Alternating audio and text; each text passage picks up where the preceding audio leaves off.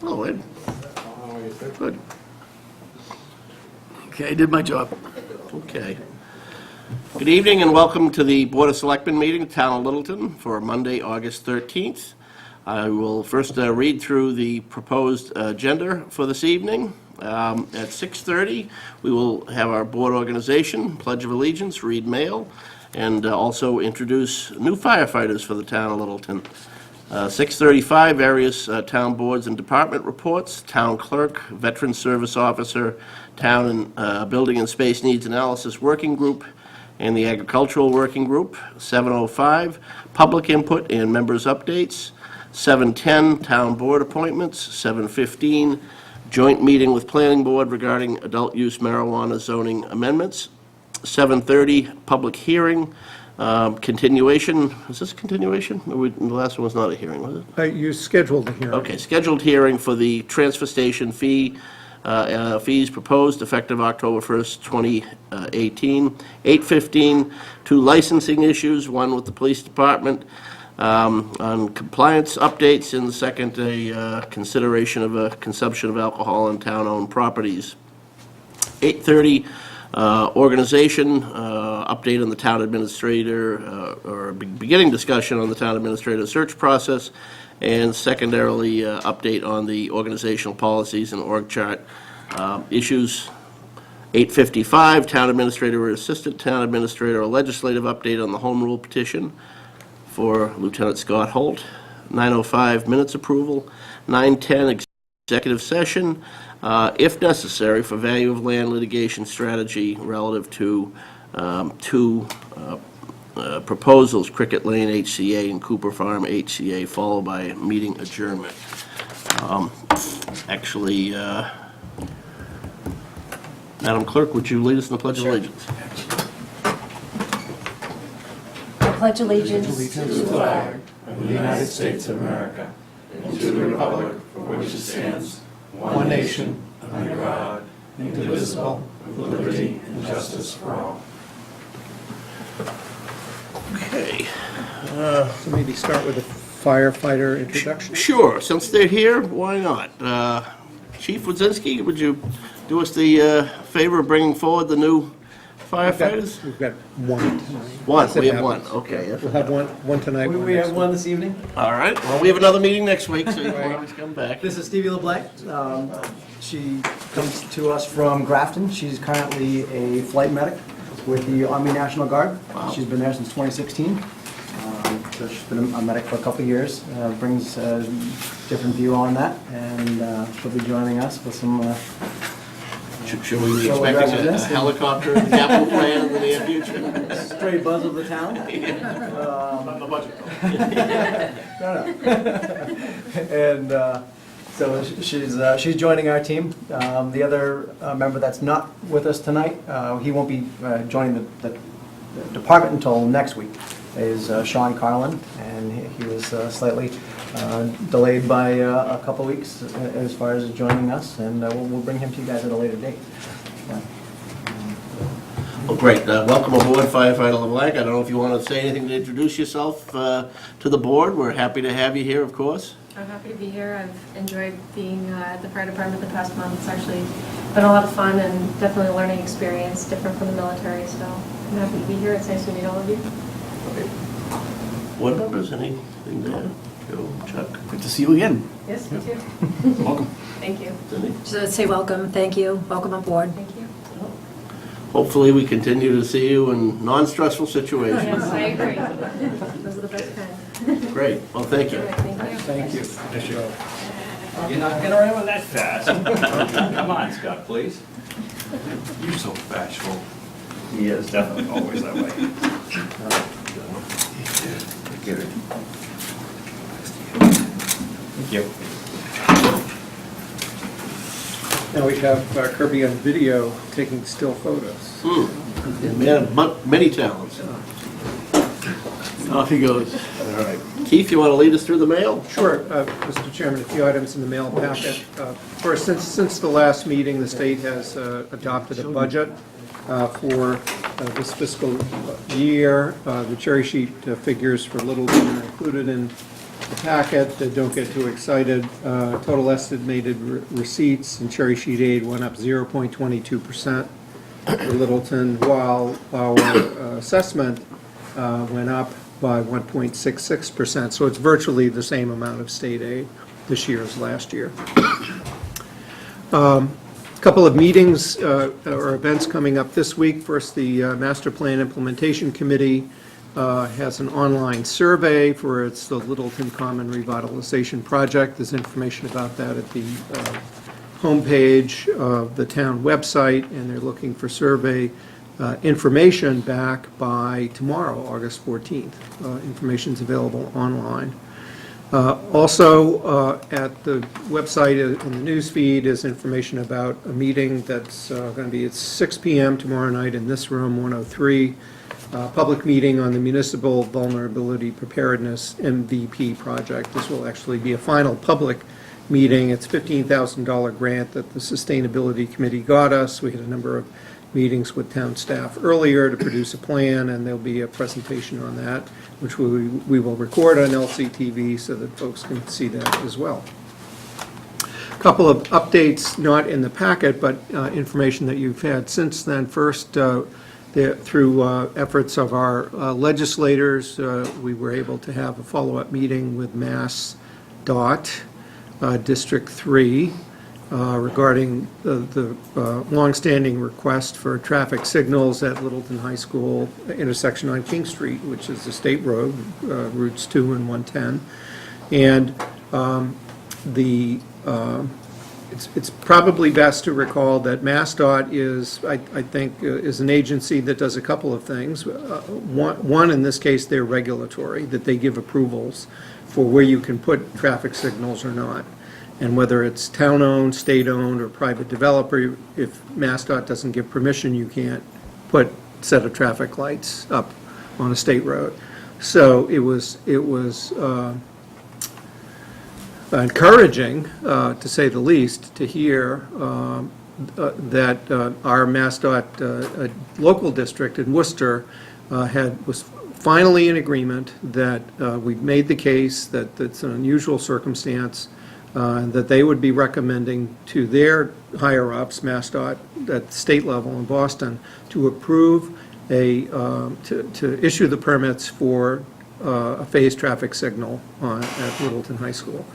That's a huge hurdle. It's hardly the final hurdle, but it's a very important one, and they got it. That even though we didn't meet one of their so-called warrants, traffic warrants, the standards that they look at, that nevertheless they saw where it was that we made the case that it was unusual enough because it's the public high school. You have a lot of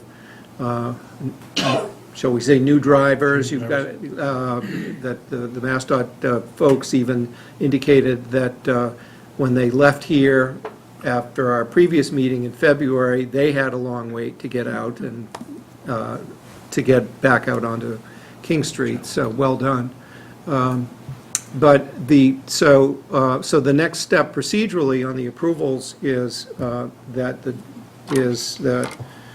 the plans that the district office will develop will be about equal to a 25% design phase, and those will go up to the state level for a decision by the highway administrator. Happens to be someone we know. Jonathan Gulliver used to be the MassDOT District 3 director, and has always been very responsive when we make the case. So we'll stay on top of that, and that will be an important part. Now, the other thing that MassDOT does is they are an implementer.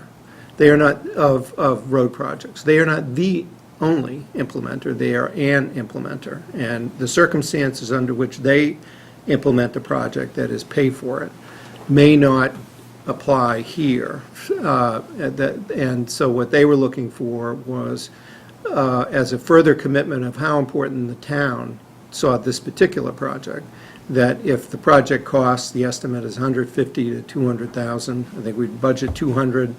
Chris Stoddard thinks we could probably get it for $150,000.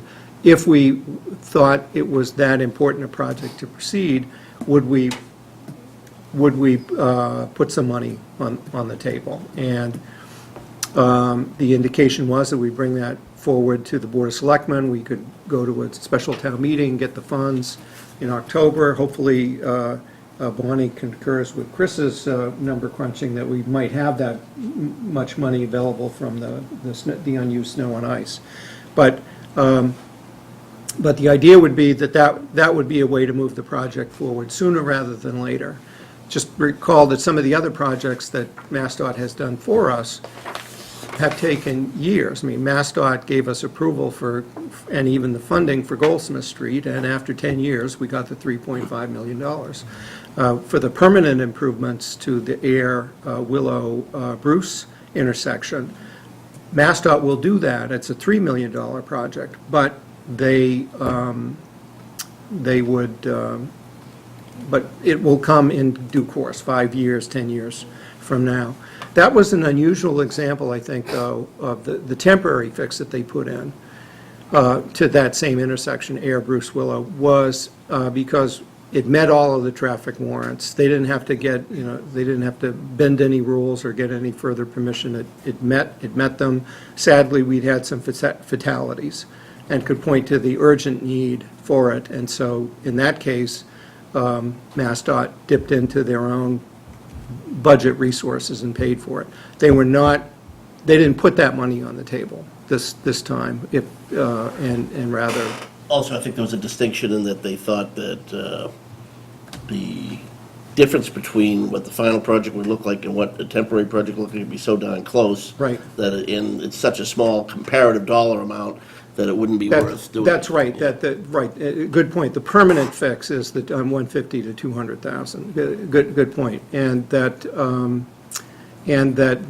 the district office felt that if we're going to make our case, if they and we are going to make our case to the state office, that they should essentially waive the rules and approve it. It would certainly be evidence of how important the town felt it if we put some money on the table. So It's a great topic, and and it was a great bit of news we got that day. I want to make sure that two folks on this board, in the time that I've been here, who were pushing the issue early, Selectman Chuck DeCoste and Selectman Cindy Napoli, both, you folks were making sure that we chased this year, and I'm sorry you weren't able to be there that day, but hopefully you'll be there when the final yes comes in. As long as it's a yes. As long as it's a yes.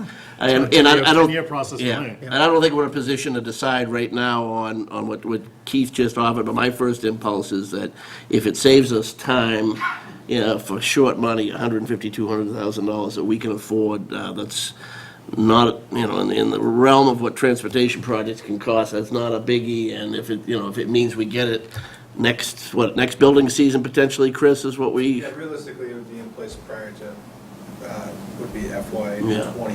Whereas if we were waiting for the state to find a place to fund it, it could be a couple of years It could away, be who 4, knows? 5, Yeah, 10 years. right, so, in the interest of safety, we'll revisit that at a later date, but that's current thinking. it's a very positive meeting, that it was a very different meeting than the ones that were held. Even the one in February was sort of a downer, and I know the one in 2014 didn't go well at all. So to have MassDOT folks that we deal with finally get it and see that it was important, and bring us a path forward of how we could move the project ahead. So Squeaky wheel. that was welcome. Great. And the last item to update you on, and I had to do some tracking on this because I couldn't, until I saw it in writing, I didn't believe it, but the state environmental bond bill that was signed by Governor Baker last Thursday does indeed include the $6 million earmark for a smart sewer project in Littleton. And it wasn't until today, earlier today, that the legislative website was updated to include the governor's list of vetoes. Our money is in Section 2 of the bill, and he vetoed Section 6. And there were a bunch of other sections that he sent with amendments, but he left Section 2 All those alone. hours spent stalking Lieutenant Yeah. Governor Polito, finally paying off. It's a lot of selfies. So anyway, so that's good news. The other, but there's still much more work to be done on that, because as, and I wrote it up in the summary, but It's not a check. It's not a check, we can't cash it, and that our next step, importantly, will be to follow up the suggestion that Secretary Ash made, that our folks go to Boston to meet his folks and Matt Beaton's folks. First outreach was done by Chase and Anthony last month, and now that this earmark is law, we've got something to follow up on, specifically with Matt Beaton's office, so that's the next thing. And the for us to vetoes do. were a perfect opportunity for the administration to show an objection to it if they wanted to, and they didn't. Right. So, yeah, Right. it's good. All right, thank you, Keith. Okay, thank you. Next item is the, Keith, you know whether the clerk Diane's going to be joining us tonight, or does she just want us to act on the? She does want us to act on it, and is, I hope, still on vacation Okay. through Wednesday. All right, and the item here is we need to have the warrant voted and executed for the September 4th state primary election. Right, and we do have the warrant for your signature. Madam Clerk, do you have a? Sure. Move that the Board of Selectmen vote to execute the warrant for the state primary election to be held on Tuesday, September 4th, 2018, from 7 a.m. to 8 p.m. in the Charles Forbes K Gymnasium, Littleton Middle School, 55 Russell Street, and to direct that the constable post said warrant forthwith. Second. Okay, the motion's been made and seconded. Any further discussion? All those in favor signify by saying aye. Aye. All opposed? The ayes have it. Thank you. All right, Veterans Service Officer, John Borowski is here, and I see you've got a couple of compadres with you from the VFW. And this is relative to the 100th anniversary of the end of the First World War, November 11th, 2018, Veterans Day ceremony. So I think the record should show I already kicked off the year with the Memorial Day recognition of that, but hopefully you can do a little shorter speech than I gave back. Well, it'll be very short. I mean, as we all know, on November 11th, at the 11th hour, the 11th-minute, et cetera, 11-month, it was in Germany, the signing of an armistice agreement with the Allies, and it was done in a railroad car outside of Compiègne, France. Yeah. The First World War that left over 9 million soldiers dead and 21 million wounded, with Germany, Russia, Austria, Hungary, France, and Great Britain, each loses many more. In addition, we know we had a lot of Americans in the World War I also. I know there are 102 buried up at West Lawn, veterans of World War I. There are no more alive today, so. But I would like to have a ceremony on the common, number one, to do Veterans Day, but to more put the emphasis on the armistice and the World War. Remember the World War I veterans. What I'm trying to do is to get families that are still around, for anybody that had any relatives back then, to be in attendance and be honored. Absolutely. Do you need any help with that? I appreciate it if you would give us approval, and also to, if any of you, you're all invited to come, and anybody wants to make a speech, that's fine, or, I appreciate it. I've had my turn at that, but yeah. maybe someone will. I think it's a unique opportunity where it is a Sunday this year. Yeah. Yeah, it is on Sunday this year, yes. It's going to be a lot easier for people to attend, so hopefully we can get the word out. And, Yeah, I've already started. I put it out there on the Friends Bulletin Veterans page yesterday, Thursday or Saturday, whenever, Yeah. over the weekend. Anyhow, so we started the advertisement. We've got a lot of hits on that already, so I think it's going to be good. Of course, I'll be having the VFW and the Legion members, which I have the VFW commander behind me there. Fully supporting all this, and, so we appreciate whatever. It's a little off topic, but not too far. I just happened to read today that there was a national commission that made an award for the 100 most beautiful and significant monuments in the Right. country. Did you see that in the one at Mount Greylock? Right. which is the Massachusetts World War I monument, which I was unaware of. It's at the top of Mount Greylock Heights, Yeah. but it was just, they spent several $1 million restoring it recently. It has a beacon that on a clear night can almost shine to Boston from Mount Greylock. And Yeah. it's good that we're remembering World War I as it's quickly slipping from people's Yeah. active World War living II memories. World War II is slipping through. Yeah. So. Members, any other comments or thoughts? If you need a motion, I just put one up there for the board to vote to approve. Why not? Sure. Okay, doesn't cost you anything. Madam Clerk? Sure. Move that the Board of Selectmen vote to approve the Veterans Service Officers' plans for a special Veterans Day ceremony on Littleton Common on Sunday, November 11th, 2018, commemorate the 100th anniversary of the end of World War I. Second. Okay, the motion's been made and seconded. Any further discussion? All those in favor signify by saying aye. Aye. All opposed? The ayes have it. Before you run off, I was going to bring this up actually during our members' updates. I mentioned this to Cindy earlier, but since it's a veteran topic, and it struck my heart.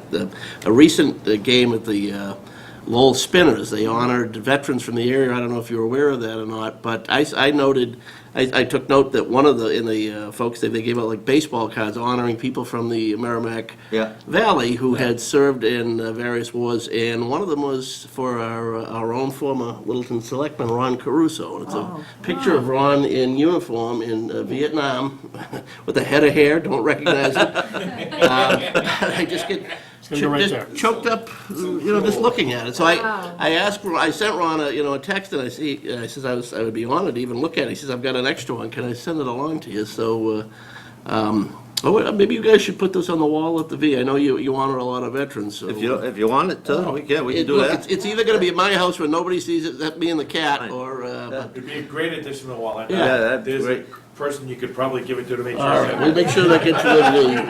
Keeper of the wall. Keeper of the wall. One other thing I just wanted to mention, that in conjunction with Veterans Day this year, the Life Care Center has a lot of veterans there. They're having a little thing in the afternoon of that day too, at 2 o'clock, so they would like veterans to come and visit their visit. When is that now? That same day, the Veterans Oh, Day. okay, great. Yeah, so I Please just- remind us of that again I closer will to the remind date. everybody, it'll be in all the ads and everything else, so. On the I have a website. little posted, I'll be, posting up on Facebook and stuff like that, so. Great. But Thank there'll you. be other things too coming up, so Great. it's just, we're starting to plan, so. Terrific. Thank you, John. Thank you. John. Appreciate it.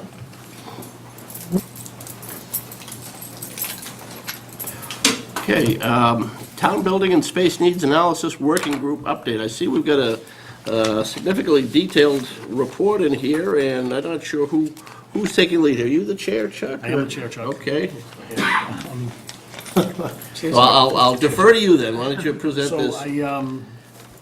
So through the last couple of months, we've had some meetings and discussed the next course of action, and we've assembled a subcommittee, or a sub-working group, not a subcommittee. Yes. And Cindy and Mark Rembacher have been working on an RFQ, a request for qualifications, for an owner's project manager to help us to put together some thoughts and ideas and design for a plan that we have proposed, and we want to try to get more significant details on. That being, looking at town offices and community building to include the senior center, a senior center, or multi-generational center, and park and rec on the hill, on the slope side.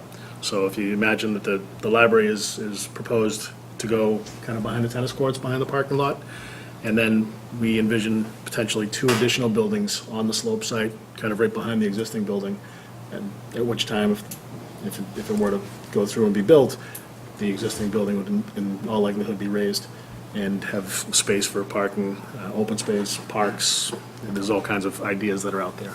So Cindy and Mark, along with the assistant town administrator, put a lot of time and effort into buttoning up the RFQ, and we are coming here tonight to ask to spend some money to put this RFQ out there, because if we don't have the budget to do it, we there's no sense putting the RFQ out there. So we're looking to facilitate about $25,000 for the OPM services. Can you add anything from either of you? This is Anthony and Cindy have been very active as No, well. as you said, the charge of the selectmen was to come up with a long-term plan and a short-term plan. This is ultimately the long-term plan. And then the committee would have to go back and start seeing how we can alleviate some space needs in the short term. So this is step one. From here, we'll go to design and ultimately come up with dollar amounts and then talk about what could be, what if. If that is the long-term plan, this is how do we get there, which would require a whole bunch of short-term plans. Can I ask, do you have any plans or drawings that you could show us? Because it's hard to, you read through all this and you really don't know where it's going to be, what's going to happen to anything else, and So, I mean, you're asking to spend money, but there's nothing to look at. It's, Anthony did some stuff with crayons. that was Chris Stoddard. Oh, all right. Chris is really good with that. Yeah, so Chris put together some conceptual design on what a layout might look like. I'd be happy to forward that off to the board. The caution there is that, as we've witnessed when other conceptual designs have come forward for development projects, people see that and they consider that to be, that's the end game, that's the project. So we thought that we'd bring this forward and have a professional, no offense, Chris, that can attach some numbers to it. We put aside $200,000 at town meeting, at last town meeting, for the Space Needs Working Group to be able to do this kind of thing, so we feel as though this is the most, So there's no designs to us? no, but yeah, when this, and I heard it like third party, I haven't even heard it from the committee, and then people start asking me about it, and I'm sitting like an idiot saying, I don't know anything about it, I don't see a plan, and you're talking about it tonight, and that's. It's not a criticism, just, I don't Right. have something that, I like something I can see, oh, this is what the plan actually is. Right. we can certainly forward that along, the rendering, if you will, that Chris and Anthony put together. It was only a discussion point to get to the point where we need an OPM to really come up with the schematic design like the library was able to get, which showed the building and Similar process. what could be, yeah, the layout. I'll tell you, the ask here is to be the simplest part, the $25,000 for a professional. Fine, I get that. My biggest shock point here is that how much this project has traveled in a short period of time without a lot of public debate. I mean, where it sounds like decisions have already been made to build additional buildings out on the slope when, the library project is not finalized, Yeah. and then there's no explanation here of what kind of thick process went through. Well, if the library's moving out of this building, and prospectively the Park and Rec could be going down to the lake, so what happens to all the space Right. in here? So I can probably answer to that, Paul. So during discussions with the working group, we have all the, I want to call the key stakeholders there. We have members from the Board of Selectmen, the library, the school department, Park and Rec, finance, our finance team, Services. everybody in one room. So we all began discussing, throwing out ideas about location. So basically, it came to light that the Park and Rec likes this area. They like Shattuck Street because the kids walk up from the school, they utilize the Park and Rec facility.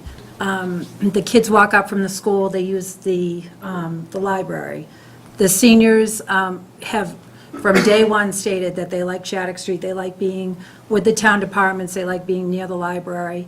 So we figured out, and we talked to the school department, who's the liaison? Matthew Hunt. He had stated that the school department really wanted to stay with the town department. So basically, we surmised that everybody kind of wanted to stay together. But except the So- last joint meeting we had with the Park and Rec, they were authorizing us to go forward with giving them funds for the, Right, and I don't, And that- go ahead. If that were to come to fruition, Paul, then what we're doing on the slope site could either be scaled down to not include Park and Rec, or it could be just modified. Right. So we're tasked with coming up with some plans, It's some just, ideas. and it's thoughts, just an idea, feasibility. right.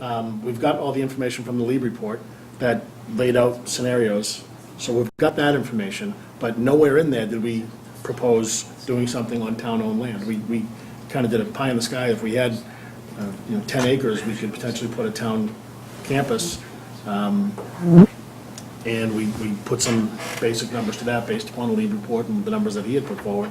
But we never looked at the possibility of doing something on the slope side. So we're trying to just look at additional possibilities and But what- which meet the needs of All right, all but the at this departments point in that- the game, what becomes of all the freed up space in this building, including the The library? expense for us to rehabilitate this building is going to be extensive. It's going to be prohibitive, and potentially prohibitive. Then you should leave everything where it's at, right? To the chair. Yeah, well, we'll get to the crowd in a moment, thank you, Peter, but, yeah, is that saying, well, what's your anticipation for this building? If we, Yeah. this is. Okay. Part of the process. This is a thought and right. idea, Paul. If the townspeople said, absolutely, that's a great idea, we want to do that, and the funding, the town was willing to put their money where their mouth was, and we were to build something on the slope side, Yeah. then in all likelihood, this building would be looked at for either reuse, for someone else to do something with it, where we can lease it out or something like that, or be raised. For parking, for a park, for... We have limited Okay, I just- resources, and all right. we're being asked to put 10 pounds into 5-pound bags, we were trying to create new bags. Keep in mind, there's a lot to swallow here. This is the first update we've had since you guys were appointed in May, and some major, There was That's another decisions. selectmen's meeting where we had enough. Anything that happens with the building project over $1.5 million requires, Mass General Law requires an OPM. So that can lead into what if we have the space in this so building. I didn't voice any opposition to the OPM. I'm talking about, I mean, these are some major considerations. I just think it ought to be a much more, perhaps step-by-step process. I mean, if this is the scale at which change is going to occur, then I think then there needs to be more of an outreach to the public, a more regular outreach and more involvement Well, without beyond the any- committee membership. We don't But even, without any professional Right. telling us what it's gonna cost, or what the scope of the project would be, or what our options might be, they might come here and say, there's no way you could do it there. Okay, well, that's, without that, I'm all for giving the support to the recommendation. I'm just, you're not happy with the process. yeah, There's I no mean, understanding as to whether or not we needed to if there come isn't to- enough Let me knowledge just to... finish this point. If there was no understanding, we decided that we should come to the Board of Selectmen to get approval for the $25,000. The $200,000 was earmarked for the Space Needs Working Group. But we thought it was appropriate to bring it to an open meeting. Well, all right, Board of Selectmen. whether that had happened or not, I had asked Keith to put an update on this agenda anyways, because we hadn't had an update in a while. We had one. Okay. Chase? I would like some clarification on what the $25,000 is paying for. What exactly is going to be the scope of work? Because the RFQ is very generic, right? We're looking for a qualified OPM. What it doesn't do is lay out the scope of services that this $25,000 will cover in, at least in detail, as I understand it. Are we building cost estimates? Are they overseeing the production of multiple renderings of options? Are we, what's the scope of the OPM services here under this 25? So to compare it to what happened for the library process, there was $15,000 that was allocated for their RFQ. So what that OPM did, it was on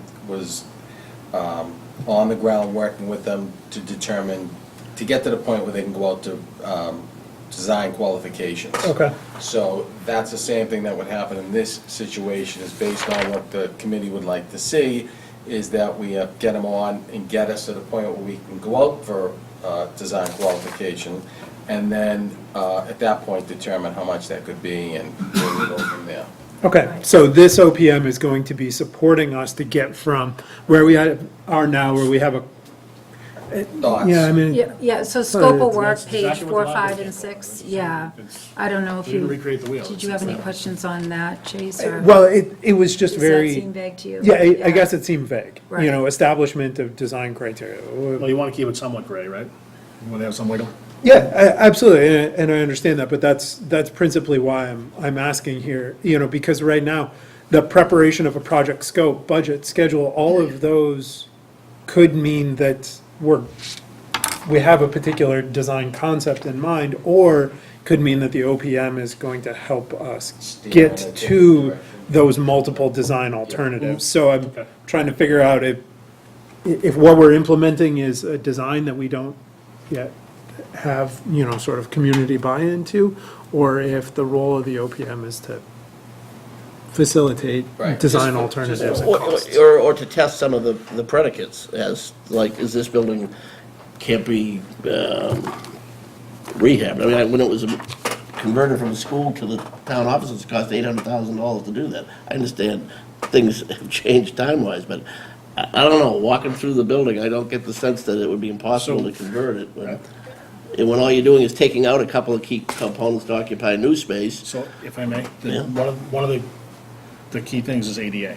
So in order to be ADA compliant, as soon as we hit the kicker, where we have to bring this building completely up to code, it's not.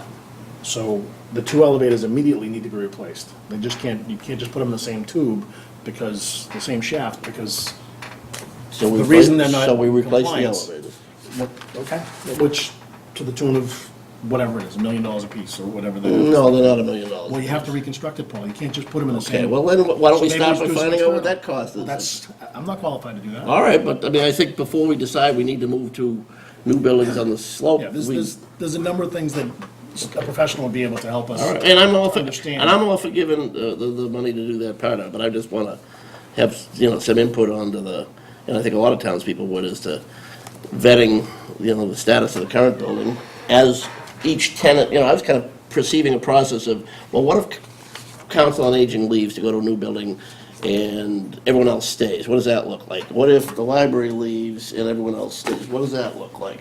What if, Park and Rec leaves and the library leaves, but the council on aging stays? What does that look like? Are those scenarios? Many of those conversations have happened. Well, conversations, but what kind of, that's, what do we, is that where we're lacking the expertise to make those kind of analyses and show it in paper so that we can all feel comfortable that it's more than just a conversation? That's where we need the OPM, because right now, we can't answer those questions. But an OPM can help us get to the point where we can get answers for these questions. But would the OPM only be on the slope side, or could this person also come in and advise us about this building? It's for the whole project, it's for our. All right, that's, I'm a lot more comfortable with the idea that it could be used to. That is I'd like to see, strictly- I'd like to see it more explicit that the OPM is there to help make that kind of analysis rather than act on a predetermined set of end results. Okay. I mean, that's just one person's opinion. No, and I think that's what I was getting at too, is I wanted to be clear about the fact that the OPM is not working on implementing a conceptual design, because we have, I want to make sure I'm clear about this, we have no conceptual design right now beyond what we've kicked around, what the working group has kicked around back there, but otherwise, we have no drawings, we have no approved plans. These assumptions may well be right, but we have to be more than just right in assumptions, we have to be able to document it, I mean, if that's the case. All right, there's just a couple of folks in the audience that would like to participate. If the board doesn't mind, I'll take some input, if that's all right. I actually saw Mark first, so Mark. I'm Mark Rambacher, 205 Hartwell, and I'm on this committee. The RFQ that we used, that Cindy and I actually worked on redrafting it, it was based on what the library did for their RFQ when we went out for a bid on the library project. And there was no assumption when we did the library that we were staying or getting a new building. Based on what our OPM and architect came back with, they said it was much cheaper to build a new building than rehab this one. Based on the town assessment that was done last time, they came up with an estimate for rehabbing this building. I don't know where they got their numbers from, but based on that is where we were coming from on going with some of these things. And my assumption would be that in OPM, we will hire an architect and go through the exact same process we did with the library, where we'll look at, if the library moves out, which I think is one of the assumptions that we were making there, I'm not positive, what can we do with the rest of this building and how much is it going to cost? Or are we better off building a new building on the same site? And how much is that going to cost? Well, coming into this meeting, the guidance I had was from the motion that's proposed before us right now, which states, for an owner's project manager to serve as the town's agent during the planning, design, and construction stages of the project, optional, for a new town campus on the slope site behind 33 to 41 Shattuck Street. So it's specific to a new Right. campus So on the slope Can site. I just add? Sure. So page 2, I think maybe this is better language under request for qualifications. The town of Littleton is seeking proposals for OPM services to represent the town's interests in managing the development, redevelopment, renovation, and construction for the new town campus consisting of town hall, community center, senior center, park and rec, and cable studio, which will be located on Shattuck Street in Littleton, Mass. As opposed to designating it to the slope site. I'm and much that more, gets- personally, much more comfortable with that language, that underscores that there's, you know. It's the whole campus, it's not just the slope site, it's this building as well, Right. yeah. Bonnie would like to get into? Sure. Typically, an OPM is hired to oversee the designer selection process. So you'll bring the OPM on board, and then they will get the feedback from the selectmen, from the committee, who will then decide the design, the criteria and the qualifications for the designers to submit. So they may say, the OPM may say, we want your designers to give 3 schematic drawings of different options. Or they may say, just give 1, or whatever the board decides is important. But the OPM will guide that process based on the board's input. And then the selection will be made, including the OPM's opinion and the board's opinion. So. I think those past few comments underscore the need where, you know, I am supportive of getting in the OPM, but I think to have language that allows the OPM or underscores the importance of the OPM, going back and testing some of the ideas that were, you know, discussed verbally, but without the benefit of, you know, somebody professional to you know, put it to the test. Makes sense, and I think you'll stand better with an ultimate proposal if it's had that kind of scrutiny earlier on. And I would suggest that there be a language change in the motion. But beyond that, I wouldn't oppose the motion. Okay. Any other public input? I know, Peter, you had something earlier, No, that's enough, okay, all right. Let sleeping dogs lie, all right. Jen? Jenny Boyer, 18 Boxborough Road. So I've been involved in some projects like this in our last town with our schools, where they did come in and assess all these things. And just with an open mind, like every project that I've seen like this, it does cost more money to revamp an existing building because you have to hire the labor to bring in and knock down and then revamp. And we termed it putting lipstick on a pig, right? Because you're not getting exactly what you want for what you need now, and it's going to cost more money to revamp this than new. So, and these studies will show that, but just try to keep that in mind, Okay, right? well, So- we've done both, and sometimes it's appropriate to go in one direction, sometimes it's appropriate to go in another. Yeah, This is a absolutely. historic building that has been renovated once, and that was a cheaper option than building new at the time, and it's served us well for the 30 subsequent years. That being said, we've also built a lot of new. We renovated Shaker Lane, but we built a new high school. Right, We and built the in middle our school. last town, there was a middle school that was very historically significant to the town, and so they voted to spend the more money to keep that building and take all of the asbestos and everything out of it, so, yeah. All right, in any event, we haven't had that kind of formal analysis done. Hal, was it? No, all right, Gary. Gary Wilson, 1 Wilson Lane. Just to kind of tag along what was already mentioned, this was done when the library, I vividly remember, so, and it was clear that it was going to cost more to revamp this building. That was one of the 3 designs, I believe, so. it For was- the library piece of it, sure. Right, so, I mean, I don't think it takes a genius to realize that this half of the building, you know, we're talking that half of the building, it's gonna be the same scenario. I mean, besides the historical value of this, I don't think it's all of that. The cost of disagree on that. this building, it was clear in that report that it was, I wanna say, millions, in the millions more to refurbish that side of the building when they were going to consider doing that with the library. So,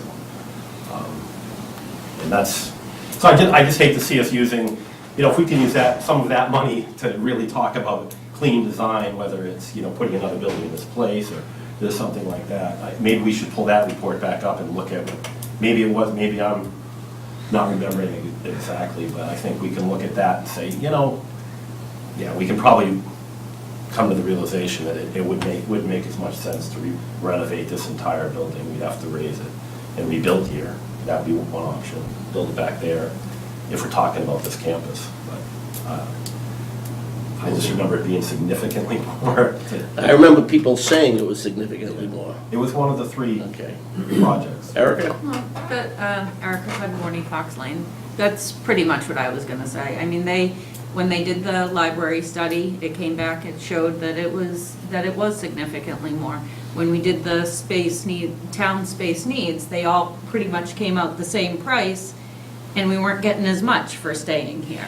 So I think it's not just people saying it, we have had experts come in and look at the buildings and. But we're not and they- comparing apples and apples here either. What was more expensive over there was meeting the state's criteria and meeting the library trustees' criteria for making that library what it should be. We don't even know what offices would be moved in there, so it's hard to say what, outside of the ADA compliance issues, what those mysterious things are that would make it more expensive than building a new building. I don't know. Architects and those folks, they love to push you in the more expensive direction, so I'm a little suspect when they're the ones telling me it'd be more expensive to renovate this than it would to build that brand-new building I can design for you. I can assure you, though, Mr. Chairman, that Ms. Napoli and I and the rest of the working group are very cognizant of all those factors and are cognizant of the impact on taxpayers, and so we're not making this decision lightly, and we are looking to spend the $200,000. We're looking to spend $25,000 to help us get further down the road so that we can have something that is deliverable to the residents, so that we can That's a quick have question. a better presentation. All right, I'm not gonna beat this to death, but I do think it's gonna warrant. One quick question. Absolutely, How does Peter. what's wrong with the? And for the record, it's existing- Peter Scott, Peter Scott Road. What, Scott Road, Wilson Road, the elevators, how do they not need ADA? What is You have to be able to fit a gurney in the elevator. Am I right, Yeah. Chief? You can't turn that way. You say yes? He did. Yes. And do we have to have 2 of them, or can we only renovate one? As soon as we get to the tipping point where we have to meet ADA compliance, which is, I think it's 30% of the total value of the property, once we've done repairs to the building, and Mr. Mullin might be able to help me further here, we have to bring the whole building up to code, and both elevators would You'd fall have to under do that. both, not just one. well, we don't know that yet, but We that's. do know that. Steve Moore was on the committee with us, and he's the one that gave us the guidance on this. We have we're fortunate enough to have people who do this for a living. Okay, I don't see anything from Steve Moore telling us that, all right? Hey, well, that's why we represent you on this committee. Okay. Trust. See, I would just move on, just change the wording on it. I think it would. Yeah, well, there's a second issue here too. While we're contemplating building a new park and rec building out on the slope, we have a motion here to do a perk test on town-owned property on Meadowbrook and Goldsmith as the possible location of a septic system for the Long Lake Bathhouse. All right. Is there any further, is that from you folks too? Because it's on here as a separate motion from the, It's a request from Park and Rec. okay, probably should have been Has- separate. Has a potential impact on. Yeah. It definitely has an impact on the discussions that we have as a group.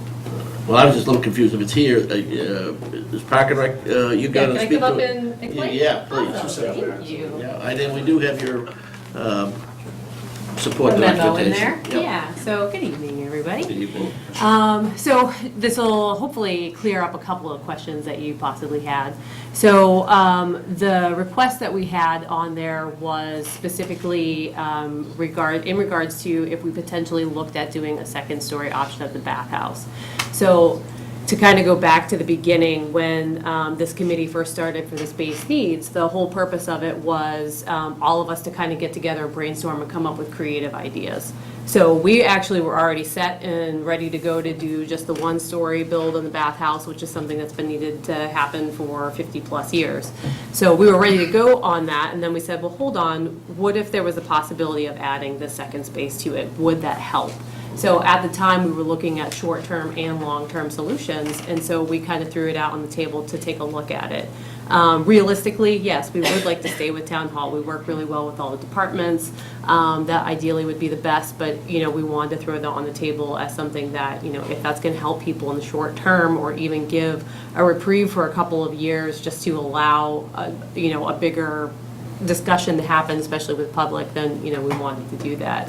At this point in time, there is only one location that we can look at for a septic option, which, you know, we have the same issues of if you go to a second-story building, then you also are going to have to deal with putting in an elevator, you have to have a septic system, all of those things, and we're currently operating off of a tight tank down there.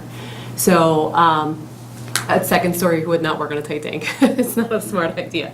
So at this point in time, the only location that we found, we went out with Amy Green, Ted Dissett, Chris, Jim Clyde, and Tim Houskey and myself.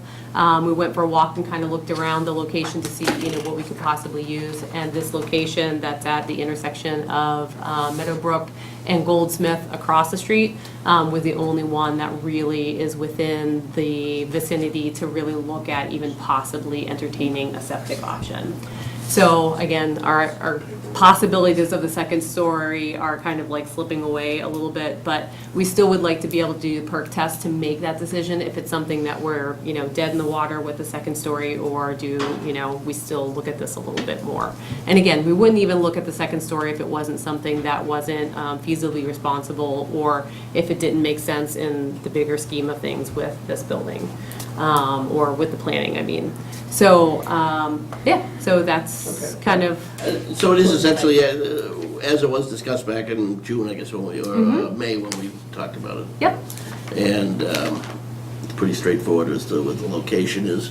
Board members, comments, questions on it? If you could perk this and it worked out, even if you didn't put a second floor in, would you put a septic there so you wouldn't have a tight tank? That's a good question. I don't know, we'd have to look at it. It is, a septic is always a better option than a tight tank.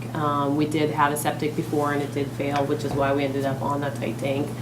This is further away from the beach, which is, you know, a safer option. So, again, feasibility, if it makes financial sense to do that and it doesn't, you know, make the costs go, you know, through the roof. Because like I said, when we had already done the planning for that first story building, like we had the cost, we had everything already planned for and ready to go. So we would have to do a little bit more brain work on our side and trying to find grants and things like that to see if that's really a viable option. Thanks. Questions of the members? No. Before doing the perk test, do we have a rough idea of what it would cost us to put in the piping, the pumping, all of that to actually access a septic system? Yeah, up there. That far away? Yeah. And can we already tell if that cost is gonna be prohibitive? I mean, it's a decent run of pipe up that there. we're gonna have to put in the ground. Yeah. And I wanna make sure we're not going out to do the work to do the perk testing if all we are gonna do is find out, oh, you know what, it's gonna cost us another 800 grand to put in the piping. Right. I don't have those estimates at this point in Okay, time. there, I was raising his hand there for me. Do you, Sarah? 60 to 100,000. Say that again? 60 to 100,000, including the leach field. Okay, It's only 2-inch pipe. okay. The pump, it'd be a pump system. The tank's gonna be at the building with a Yeah. 2-compartment tank. And it's just gonna be a simple, probably horse and a half, maybe 2 horse, 2-inch pump. So Okay. it's not a huge cost. The cost is the leach field, so, and that you won't know until you do the perk test. And that's gonna, regardless tangible of cost. where it is, that the Correct. leach field is gonna cost what the leach field Correct. costs. Yeah. Okay, that answers that question. Okay. It's in the realm of Thanks, Chris. possibility. It's not cost prohibitive. I don't know how much she pays to pump it every time, but there's obviously a payback period. that's probably not. Yeah, I mean, right now with the tight tank, we're looking at about almost $700 every time that we pump it. How frequently? It's been about every week now. The numbers have increased, How so. many gallons is it? The tight tank itself, it is, I'm trying to remember. 4,000? 4,000? Yeah, 4,000. Okay. Well, I like the idea when it was proposed to support the second floor, but I think it's, has come out in discussion, there's a variety of reasons that this is the smart thing to do, just to know where we stand, to have the second option, all the rest of that. Yeah. Yeah. So we have two motions here on this, they're different, so I don't know, Madam Clerk, whether you were gonna, as in your capacity on the working group, gonna modify the first one I or did. go with it as is? So I'll let you know, I took out the word, language on the slope site behind 3341 Shattuck Street, and I replaced that with located on Shattuck Street. So it doesn't refer to the slope site anymore. Yeah, okay, I mean, I'm satisfied with that. I guess you want to read it as is? Sure. Thank you. Move that the Board of Selectmen vote to approve the Town Building and Space Analysis Working Group's request to issue a request for qualifications for an owner's project manager to serve as the town's agent during the planning, design, and construction stages of the project, for an optional for a new town campus located on Shattuck Street, for a library, community center, for seniors and park and recreation and town offices. Said OPM services not to exceed $25,000. Second? Okay, the motion that has been made and seconded, any further discussion? All those in favor signify by saying aye. Aye. All opposed? The ayes have it. Good. Don't take any of that dialogue wrong, it's just an important and a big project, so it warrants a lot of discussion. Fair enough. All right, next motion. Motion number 2. Move that the Board of Selectmen vote to approve the Park and Recreation Commission's request for permission to conduct a perk test on town-owned property at the intersection of Meadowbrook and Goldsmith, parcel U16-71-0, as the possible location of a septic system for the Long Lake bathhouse. Okay, motion's made and seconded, any further discussion? If not, all those in favor say aye. Aye. All opposed? The ayes have it. Great, thank you. Thank you. All right, agricultural working group. Well, this won't take as long, Anthony, will it? No. Famous last words. Yeah, that's true. All right. You got 1 minute.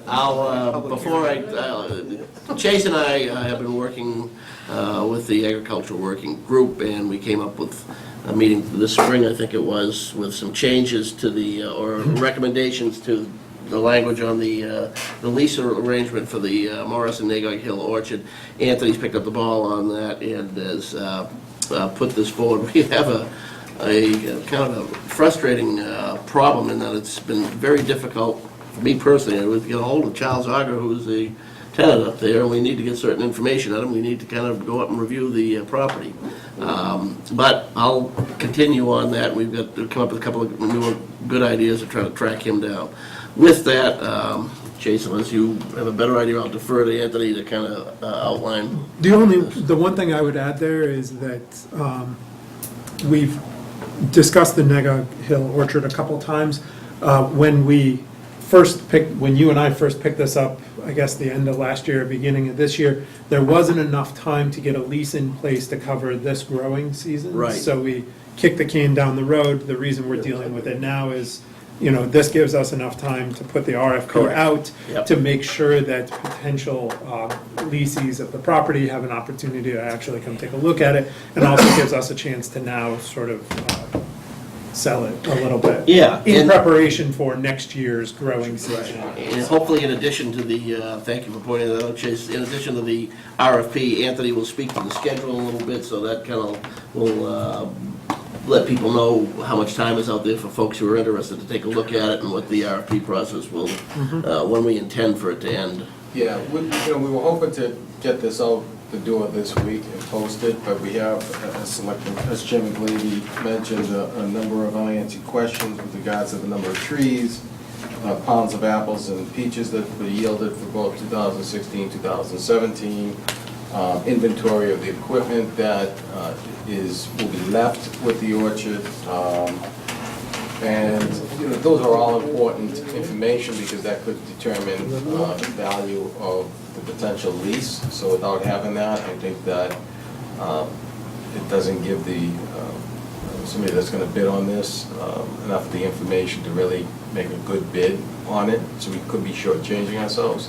So I think that that's important. We wanted to do a site walkthrough as the Ag Commission working group recommended that if you're gonna bid on this, you should see the trees, the conditions of the trees. In the buildings. And the buildings, yeah. So ideally, before all those apples are gone in September would be a perfect time to get up there and look at the trees for a potential bidder, as well as the house and the barn and everything that goes up there with the property. Yeah. And the equipment, right. And Is the equipment part of the lease? Some of the equipment. Is it, or is it all? Originally it was, There is no equipment, excuse me, sorry. that's intriguing. Mr. Carr, you want to speak to that? Yes, thank you, Mr. Chairman. Probably 6 or 8 years ago, this once came up. Any town equipment that was there, Mr. Auger bought. Anything else was junk, and it went through the disposal process through Bonnie and Jim Clyde. So there is no equipment. So there should be a public record of that somewhere, because there was, Absolutely at the is. time we acquired it, Absolutely from was. Mr. Morrison's estate, there was a... Correct. There was a couple lot of- pieces that Mr. Auger bought. One was a dump truck. I think there A were trailer or something? trailers, a couple trailers. All right. Well, in any event, thank you for that heads up. We can pursue that. Yeah, so just so you know, there is no equipment. Also, I don't know, you said you couldn't get, I happen to frequent up there a lot. I get in touch with Charles all the time, no problem. If you would like, I'll I've left them a dozen messages over the past week, and I've been up there twice. There's no longer even a person working the fruit stands now in Honor Box. So, Okay, I will, well, if you can get through to them. if I can reach out to him, I'll see if I can do that for him, Mr. Okay. Chairman. Did you mention the date, the proposed dates, Anthony, in the schedule? I think that's... well, since we're not gonna get it out, it's, as far as when it's gonna go out to bid, and it'll be at 30 days. It's irrelevant until we get the answers to Okay. these questions, but the only date we were trying to really, if we can get it out, is that September 8th. Yeah. But beyond that, we would hope that from there to the awarding would be sometime in November, correct? Oh, no, it was actually the end of the month of September, Yeah, the correct? month of September when we can, yeah, and then we'd have to negotiate the lease. Right, okay. Oh, I'm gonna do it another time. Huh? Okay. All right, so that's where we stand. Can we just table that? Just Do you so want we to know- discuss on that? Yeah, I think it does. Okay, all right, we are obligated to open a public hearing at 7:30, so I will do that and read the notice on it, which is item, what item is that in the packet? 6. 6. Okay. On the big board, too. Yeah, oh, all right, I can just read it from there, all right. Town of Littleton Board of Selectmen Public Hearing Notice, Transfer Station Fees Regulations. Littleton Board of Selectmen will hold a public hearing on Monday, August 13, 2018, at 7:30 PM at the Littleton Town Offices, Room 103, 37 Shattuck Street, Littleton, Mass., to amend the fee structure and regulations of the town transfer station effective October 1st, 2018. Information about potential fee options is posted at the town's website. Comments may be submitted in writing by noon on Wednesday, 8th, 2018, to the Board of Selectmen's office, 37 Shattuck Street. Littleton Board of Selectmen, Paul Glavy, Chairman. I declare the hearing open, and I'm going to adjourn it, right? Recess the hearing until the Recess. conclusion and until, Conclusion of the previous item. yeah, Yeah, we'll recess it until we finish the last item we were working until we on. get there. Until we get there, all right. So back to the farm.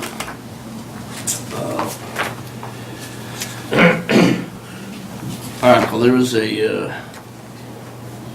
is a motion there. Anthony, was there anything else you wanted to add to it? Or you had questions? Yeah, so it's just, is there like a red line version of what the lease was and with the changes that were Sure. made, just so that we can have that review? If you'd like, Anthony, I'm sure you've got that, right?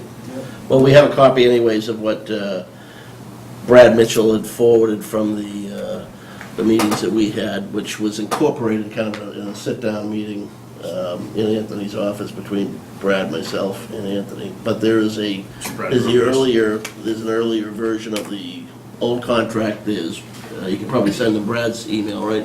Yeah. And then- Yeah, I think Brad's is red. It's actually on the website too. Take a look. What's that? I'm interested in seeing what Charles is operating under right now and what we're proposing to put out there. As far as the economics of it? The RFP that Charles Okay. got awarded the last time, and what changes were made under this RFP. If there's something that Brad submitted that has red lines in it, I'd like to see that as well. All right, well then, why don't we forward that information out to Chuck, if any other members of the board would like it. We could probably wait to vote till next week anyways, Anthony, correct at this point? Yeah. Sure. Table till next Yeah, Monday night. table till and next we can Monday night, have and- additional information. And, I'm not sure, I mean, the RFP that was put out in 1999, I'm not sure what form, how that compares to this document. Yeah, I don't even, did we I use just- that as the jumping off point? I no, don't it was remember. probably the most recent contract, whatever that was. That's fine. Well, we have the lease. Yes, We certainly have the existing lease, which has been extended annually for 8 years. right. That you can do a comparison of that document to the proposed lease Okay. in this. But I would Plus get- Brad's Yeah. version has side notes which explain some of the rationale behind some of the Yeah, key which are points. Which rather useful. Yeah, that we probably find I'd that like to see useful. that as well, yeah, absolutely. Yeah. So the driver here is just to clean up the language, or, Well, a lot of it, we're kind of going from whole cloth, because as Keith pointed out, it's been so long. We haven't put this out to bid in, almost 2 25 decades, years, yeah. I mean, the drivers are twofold. One is to get someone in there, as Keith alluded to, I mean, we've done this on an annual basis for a very long time, and that's not good long-term planning for a piece of property like this. So the biggest and most significant component of it is that it's a long-term lease, right? So that we can get someone in there, have a plan, and they can make the investments that they need to work this town property. The other component is updating it and, I mean, frankly, utilizing this property or making this property more beneficial for the community as a whole, to the extent that it can be more than what it is right now. Yeah, I mean, part of it is, when we did this 25 years ago, trying to find somebody to run an orchard was Impossible. impossible. Now, there are craft orchards making craft ciders, so making this conducive to potential cidering uses is opening it up to a lot of different, not to preclude who's going to get the winning bid, but that seems to be where a lot of potential new interest comes from. I mean, for 1999 originally, Keith? Yeah, I know that the lease took effect in 2000, in the year 2000, so. So for almost assuming it might have 20 been- years, Yeah. we've had no worries what's been going on there. It's cost the town nothing, and the intent was to purchase the property, save it, and put deed restrictions on it, so that it wouldn't be developed and... They're all there. Absolutely, absolutely, they are there. So, I have stopped up and spoken with Charles myself, and Oh, recently. last fall. So, okay, all right. No, I think this was really smart, not with the kids. But I think we've been fortunate to have him. I realize he's got a little long in the tooth, but he's passionate about what he does. I think he's been a great steward for I us. think the impression everybody's under is he's not looking to renew this anymore. That's been from the get-go, From him? the understanding, yeah, and that was voiced earlier to other folks. And then there's neighbors that are concerned too about that orchard, that it's not being upkept right No. now. And the number of workers he has on, he's only got one this year. This is anecdotal. Yeah, we went to town meeting 3 years ago, that Jim Carr was, I think, chair at the time, and we specifically went to town meeting to get authority for a long-term lease, because we didn't have one. So we could only do the 1 year at a time thing and extend it, but the 3 years ago, the motivation was to get authority for a long-term lease and put it out to competitive bid. And it's only because we haven't been able to get a bid document out the door that we haven't done that. Up till now, it's been our intention each year to get something out the door. Anthony, if you could get that over to me, I would like to take a look through it. Yeah, I just forwarded the lease from June 22nd, 2000 that was executed, and I'll forward off the RFP, which has the red line edits. Okay. Just at the, in the review section, it'll open it up. Gotcha. So table This is until called the next next- week? Yeah, that's it. Word perfect? All right, so we'll take that up again next week, Keith? All right. Sure. All right, back to the public hearing on the transfer fees. The hearing has been opened, and we're in receipt of the proposal, which is in our packet as, yes, as item 5. Did you want to do the Wanna jump? planning board meeting first? Yeah, in case people showed up for 7:30, then we might as well accommodate them, I would say. Yeah. I think. Yep. But Sure, maybe they'll be out. okay. Chris, do you want to review again your proposed schedule? Sure.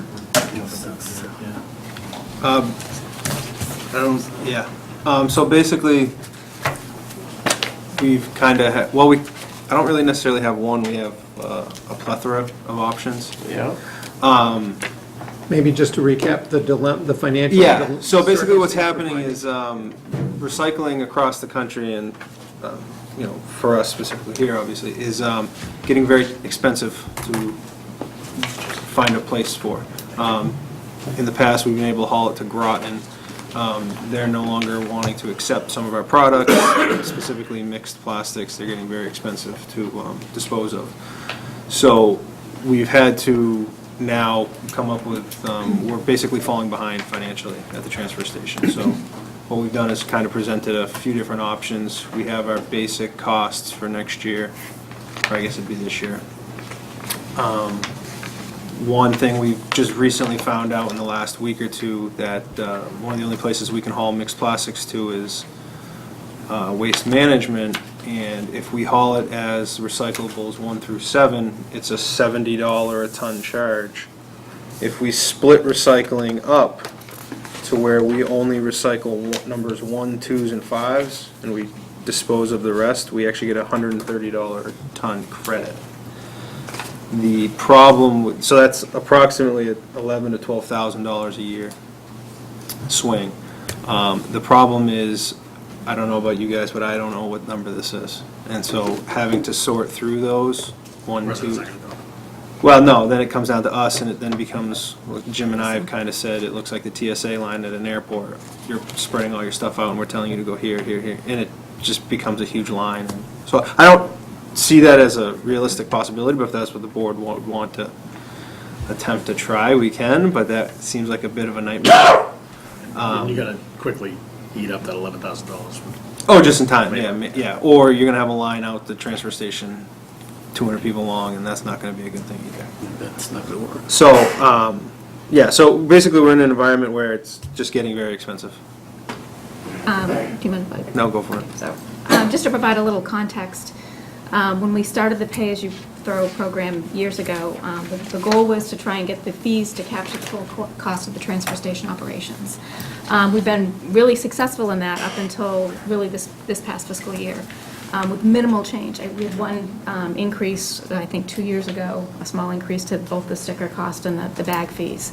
But other than that, it's been a very successful program since it was implemented. I would point out when we did that, we had a group convened. It took about a year. They looked at all of the other communities around us and their operations and the pricing, and different ways to base the pricing on. And it was a pretty thoughtful process. So where things are changing kind of drastically at this point, my suggestion, and this is just my suggestion, but would be to maybe keep the sticker prices where they are for the next year. Or we can talk about, changing it to a full fiscal year instead of this odd October start date, which is kind of problematic. But if we left things the way that they are and convened another group, it was the pay-as-you-throw committee before, but to do more of a thoughtful review of some of the other communities and what they're doing, maybe they've got ideas that are better. maybe communities are picking up a general fund subsidy that we aren't, or that we haven't been in the past. So maybe a survey of what other towns are doing around us.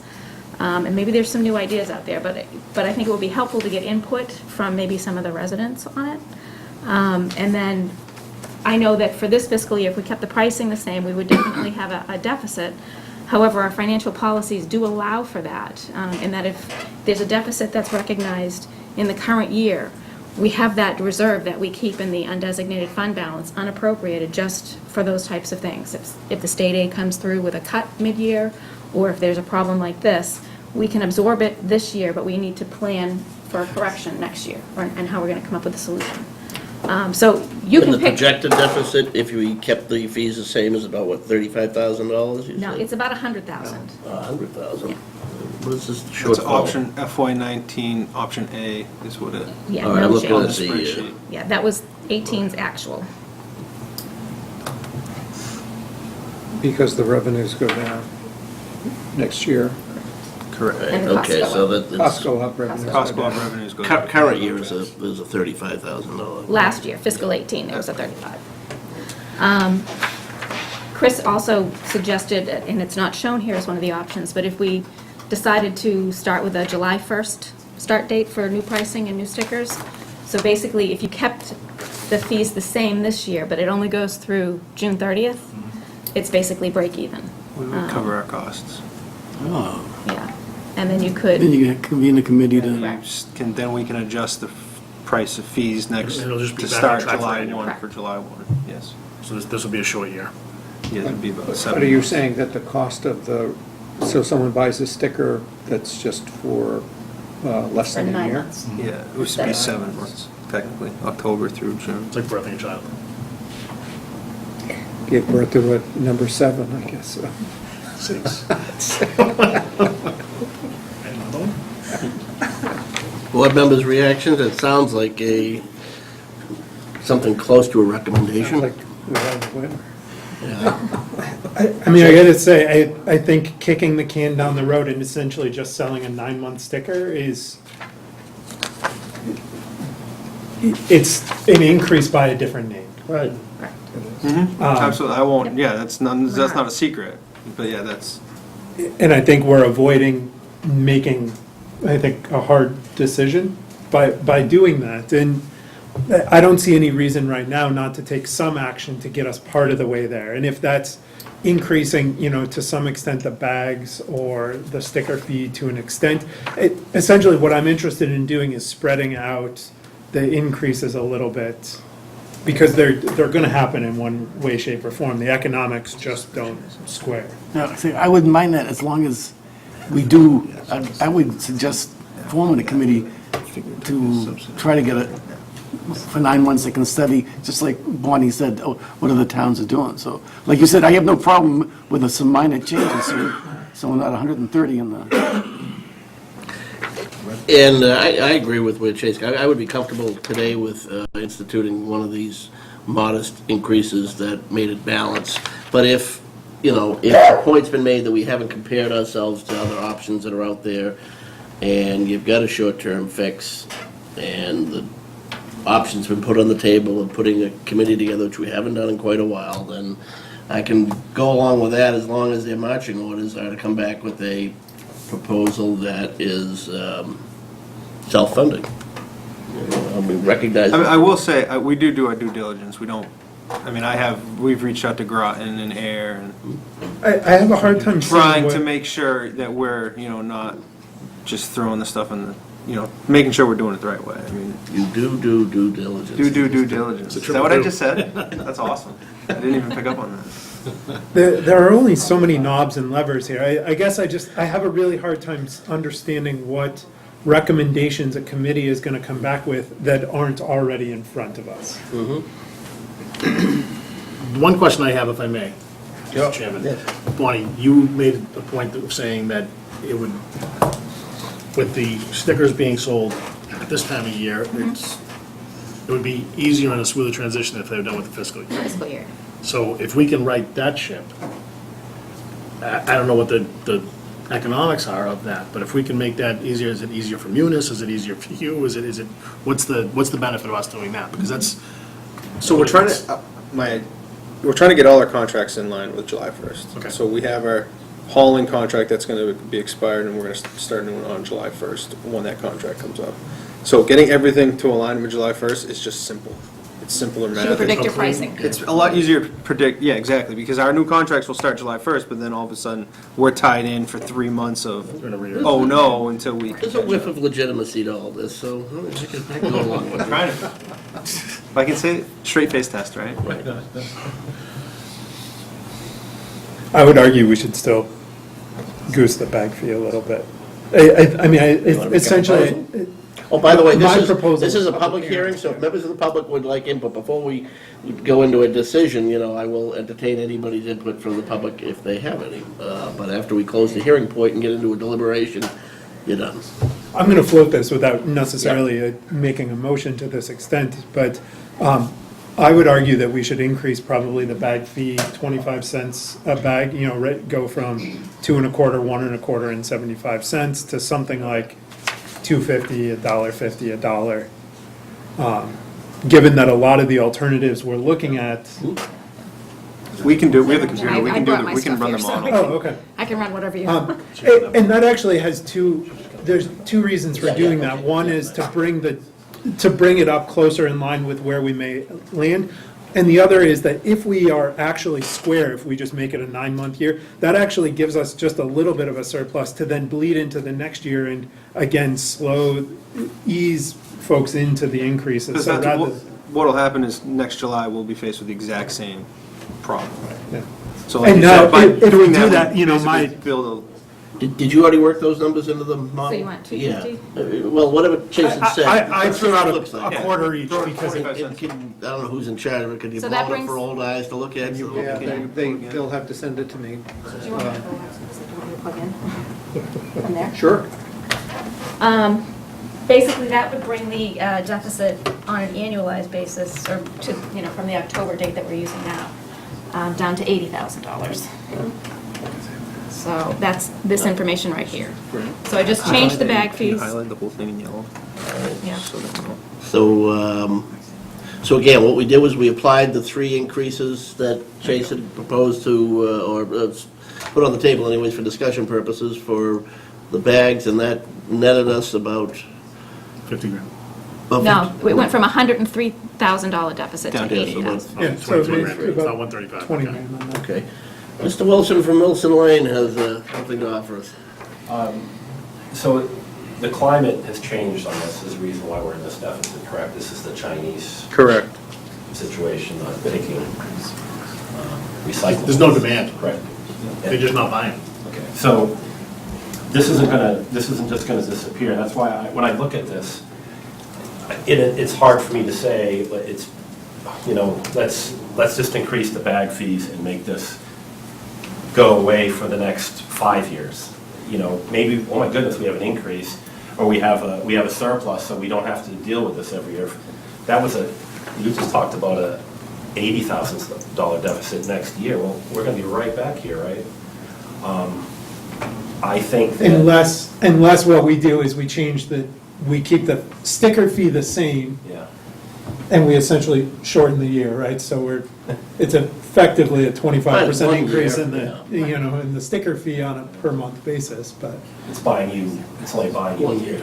and easing us into the increase, right? Yeah, I don't know. Maybe I'm in the minority here. I just would rather see it taken care of, looking out that this. Well, let this me isn't gonna- take your suggestion and ask Bonnie or whoever can do the math there. What, if it was exclusively prorated to bags, what would it take to make that deficit go away? And maybe while you're playing with that, Mr. Carr had a question Yes, or a comment? Joe Carr, 12 Elizabeth. So, the pay-as-you-throw implementation committee, I think is a great idea, should come back, maybe reform itself into some type of recycling committee or something like that, of that nature. I think that'll help. The other piece is, we went to pay-as-you-throw to obviously keep the costs down and not to have people go outside. Prices kept going up and up and up because folks, we're just bringing everybody's trash in. Pay-as-you-throw works. With the climate we're in, you know, why isn't the town, or why can't the town supplement some of the funding itself? As we do for schools when they need money, as we do for police and fire, you know? It's a service to have a transfer station for the folks in town that use it. So why is it, I mean, the increasing, as Chase said, I get it, that will work, but we can also supplement by using some general It's a fund. service that's in business against other private sector folks who are out offering that option too. Right. So we should be subsidizing something that's in the market system? Well, I think, you know, we all pay taxes, you know, some of that money, why can't that be brought into the budget scheme also? From which account? The general fund, the general fund, You've been up here before. the general fund. From where? All right. Maybe you can get a You grant. raise our taxes 2.5% every year. No, we don't. Starting with your initiative, we don't raise it to the full amount. It's a smidge under 2.5%. That's on the tax rate. Not, you raise 2.5% every year to the max, so. Well, no, we haven't the past couple of years, have we? We're No. not raising the full excluded debt. We're reducing that. That's right. Okay, good. Jenny Boyer, 18 Boxborough. So to speak to that, we pay close to $700 a year for a private company to come to my house. So the thought of paying taxes on top of something that we pay for privately, where I'd rather those taxes go to the school or library, something else I like don't have any that. kids in the school, and I still pay taxes. True, but that's a general thing for the whole society.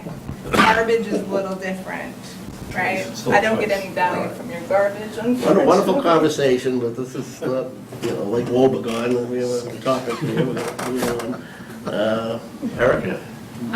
Yeah, I agree with Mr. Wilson. I think we need to just we need to take care of this. It's not going to go away. We need to, you know, no one likes to pay more, Okay, but we. but that being said, we need is to pay it for it. bags, or is it the sticker, or a combination, and does that invite somebody to go out and study that, or not? Just throw you, I think it's a combination of the two, but, you know, however you want to work it out, I don't care, but I think we need to make the numbers pay for themselves, because, I mean, we have so many costs. We're talking about, you know, renovating all these buildings. We're talking, you know, the schools are always short on money. I mean, there are so many things that we need to do here to be spending money on trash I that get is your not larger gonna- point, I was just it's- wondering whether you had a suggestion on how to split it, because we, you know, we're left with the choice if we're gonna meet that full cost, which is the, you No, know, I the rule we don't operate have a from. suggestion on how to split it. I just think it's not something that we need to be kicking down the line. I think it's something we need to take care of now. Point well taken, great, Mr. Baker. Bags, flat and simple, bags. Okay, Mr. Rambacher. Mark Rambacher, 205 Hartwell. I think the study has to happen, and I think people are forgetting the third one, which is ours, right? If you look at the surrounding towns around us, our transfer station is open way more than anyone else's. That should be on the table as well. And if we're going to raise fees, I prefer we're raising bags.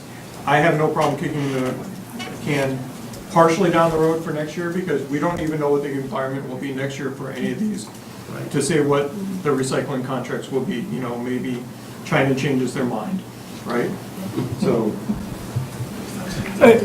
Good input, Chase? We actually did, when this first came up 2-3 weeks ago, we actually did kick around the idea of hours, and even a significant reduction in hours doesn't move the needle, because so much of it is associated with what we're actually paying the disposal facilities. that's probably true, I agree, but it should be on the table anyway, right? We added hours a few years ago, and we don't even know how much they're used. There's never been a study to say how much we're benefiting from what we're paying extra for. Fair point, it's been on the table, but as Chase said, when we did last discuss it, that was where it was left.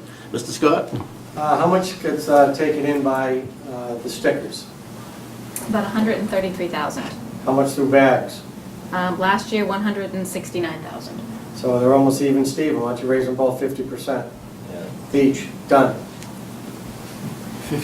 Bonnie, if you had time to work those, you want to explain what you find? I know, Yeah. but I can't read them. Oh, sure, I'm sorry.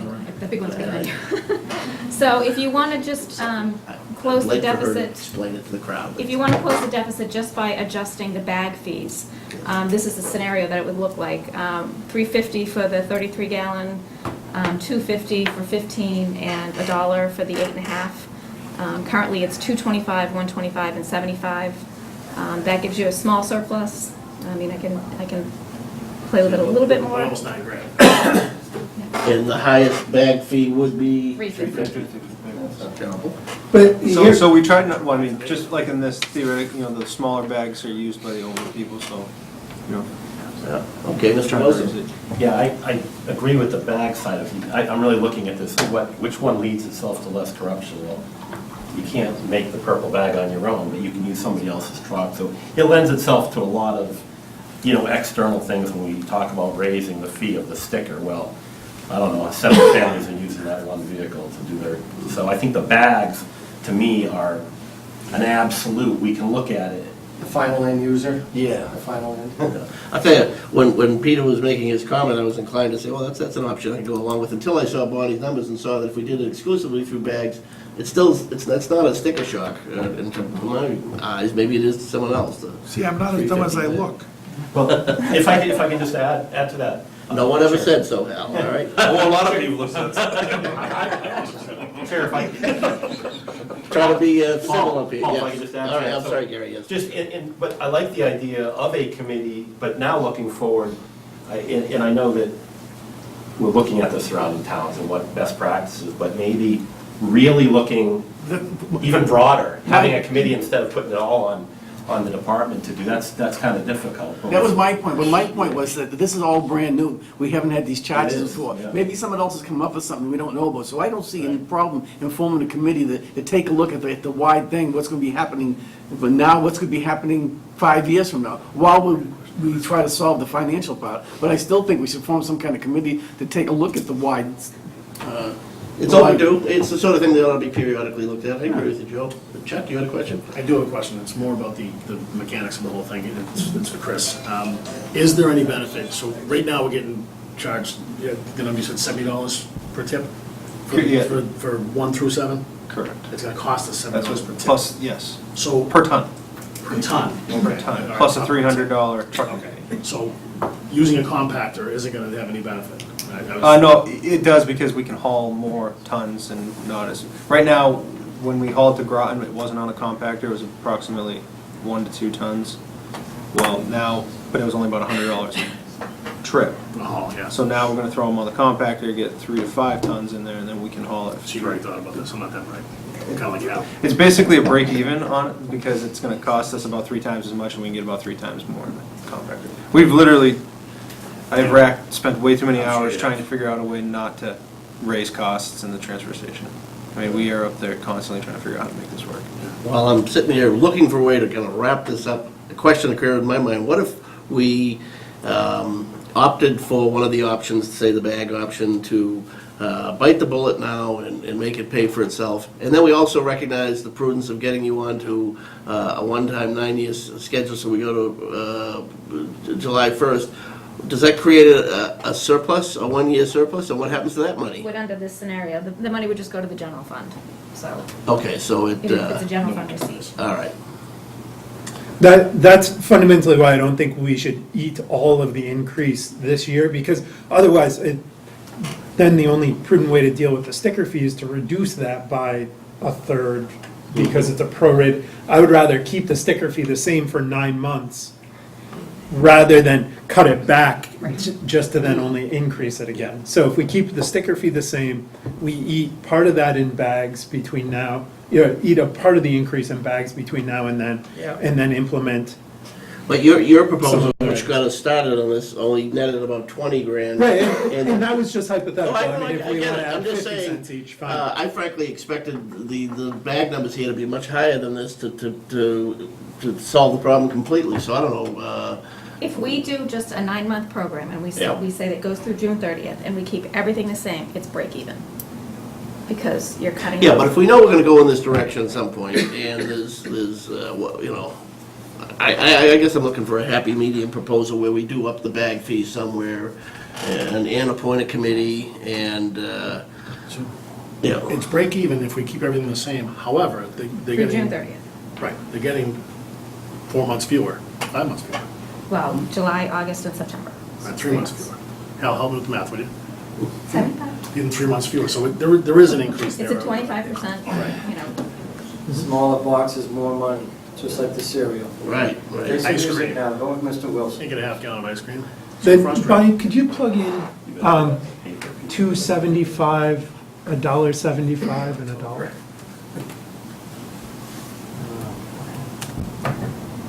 57. Okay, so that would essentially get us about halfway there. I like that. I mean, that's my personal preference, I'm not saying. What's the problem on the fee side of going like $10 more each one? So paying $110, Well, we're effectively doing that, Joe, but we're just only giving By them going 9 to the months of a 9-month sticker schedule, instead we're of a already up in year. the fee. I didn't know, you were both speaking at the same Oh, time. sorry. We're effectively doing that because now the sticker that they buy is only going to be good for 9 months. So the sticker is actually 25% more expensive. Yeah, all right. Right. Why'd you whisper that?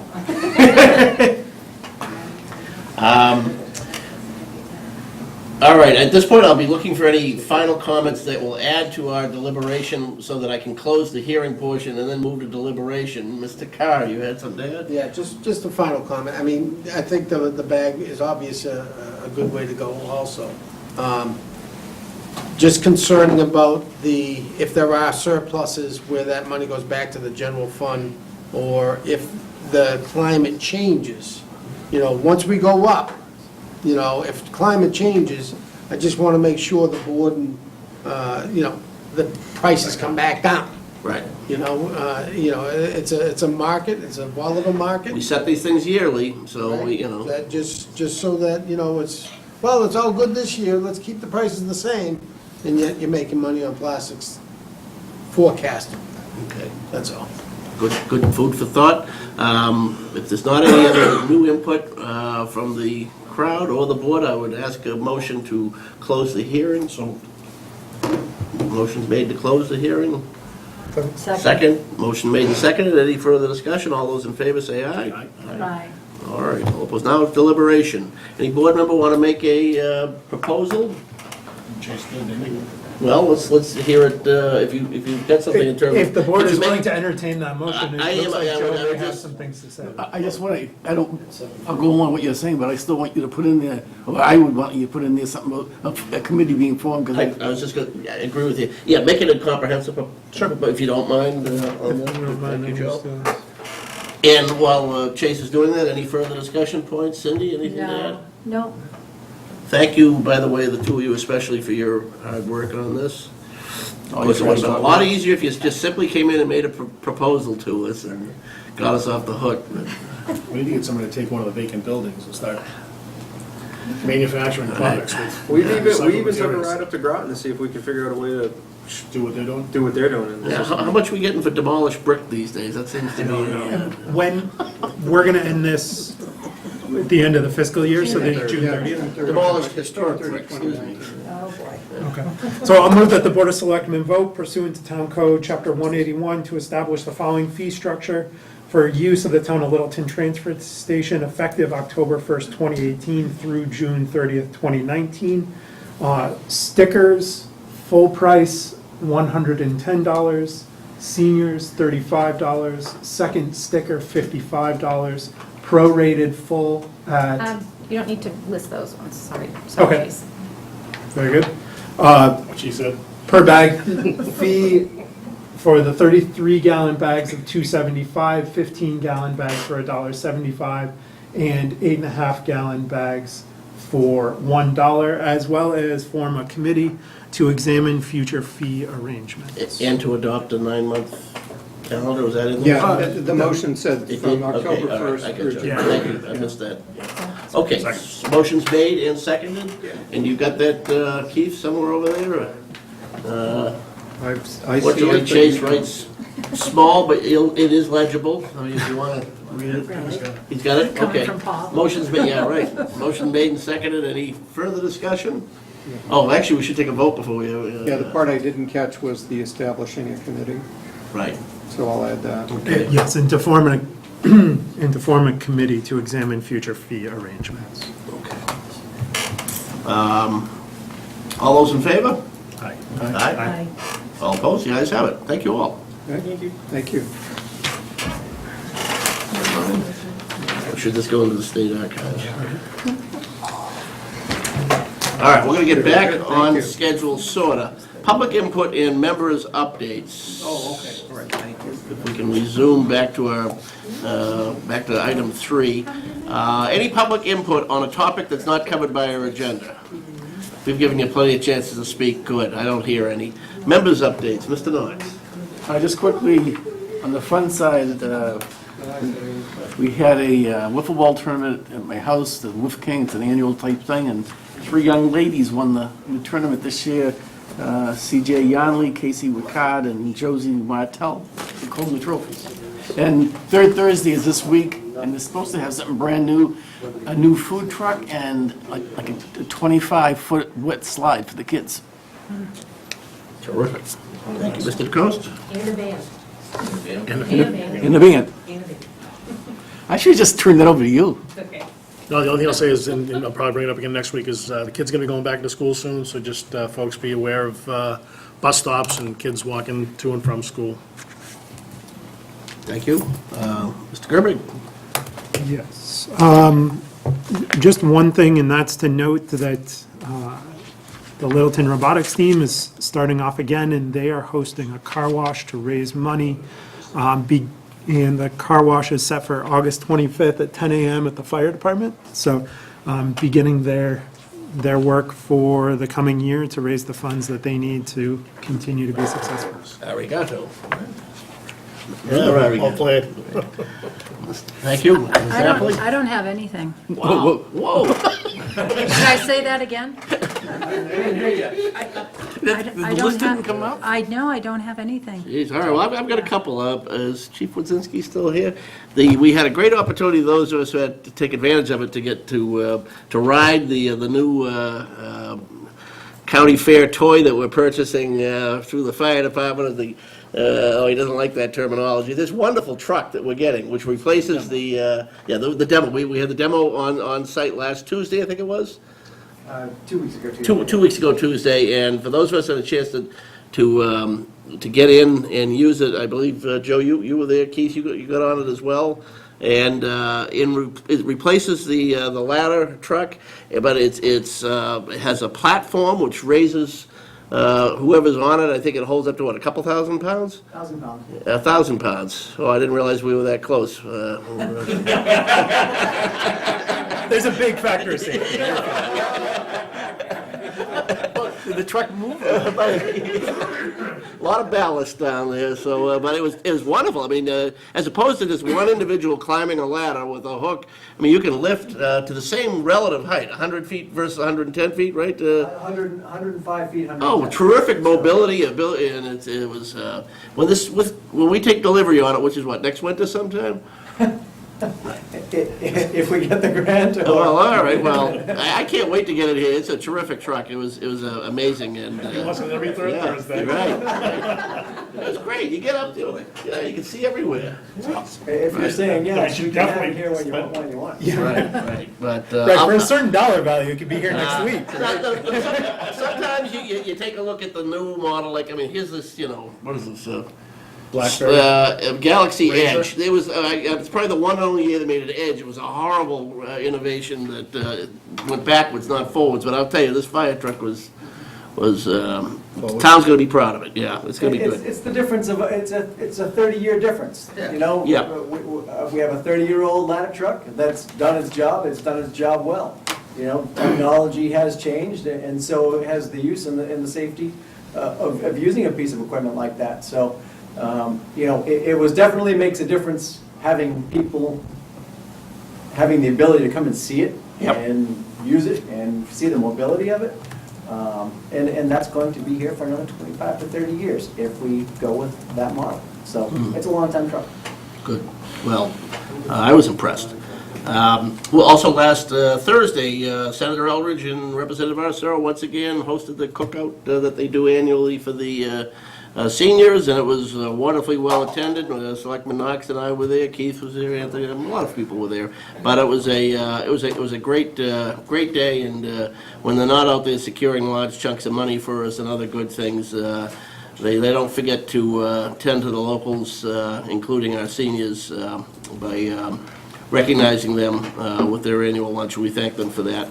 And finally, in support of the sewer project, our Mass Works grant did get submitted on Thursday, and I want to especially thank Anthony for picking up the ball on a lot of the last-minute work to get that done. And most impressive to my mind, just getting it done is great, but with the amount of number of businesses that were quick to sign up in support of the grant, and by extension the project as a whole, was a good sign. And along those lines, Chase and I, Anthony, Keith, and Mike Zeldin met last Thursday with one of the significant property owners in the common area from the Northern Bank, Mr. Mon, and just to open a dialogue, exploring options of a redevelopment of that particular property in the context of the redevelopment of the common area, following the guidelines of the master plan, with and without sewering. But once again, the chorus, from the business community is universal.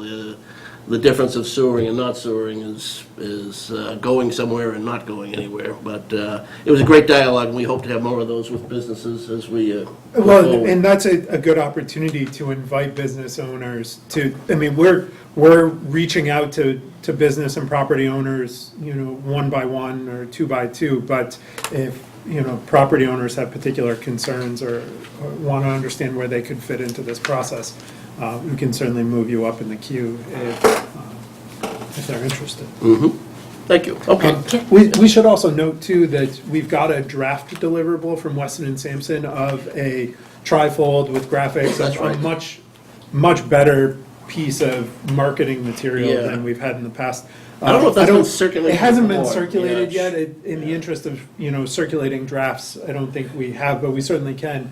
I don't know I if know we you- have a timeline yet on when we're actually going to get that finalized, but. Yeah, I think at least the board members, I get some, I like the basic stock of it, and I'm sure you get some changes you'd like to Yeah. make, so would I. Yeah, I have a number to We make, need but- to get to that place, but I think board members' input would be very, very welcome, so we'll forward you the copy of that draft. Mr. Chair? I had one more thing. Yes. The Volunteer Corps had their first annual gathering this week at the fire station. I want to thank all those people who volunteered their time for that organization. It's all volunteer, and in preparation for things that might go wrong in the future, it's good to have people who are there. Thank you. Thank you. You thought of something? I Sylvia? did, I need to recant. And I can't believe I forgot this. I wanted to mention that the Littleton Police Department had a significant arrest Yes. after an investigation for some drug trafficking in the community. So I wanted to just call in Chief Bernard if he wanted to speak a little bit more about that and Sure. share that with the community. Thank you for the opportunity. Detective O'Donoghue and Sergeant Detective Fernandez have worked tirelessly for several months in regards to this drug case. Lots of surveillance, a lot of hours put in, and it yielded this week 2 very high-end arrests. Out of it were over 40 grams of cocaine and almost 20 grams of heroin were seized. And a large amount of cash, along with a search warrant served on one of the vehicles today. There was another large amount of cash that was seized inside the vehicle hidden. So kudos goes to the two detectives. They worked tirelessly on that.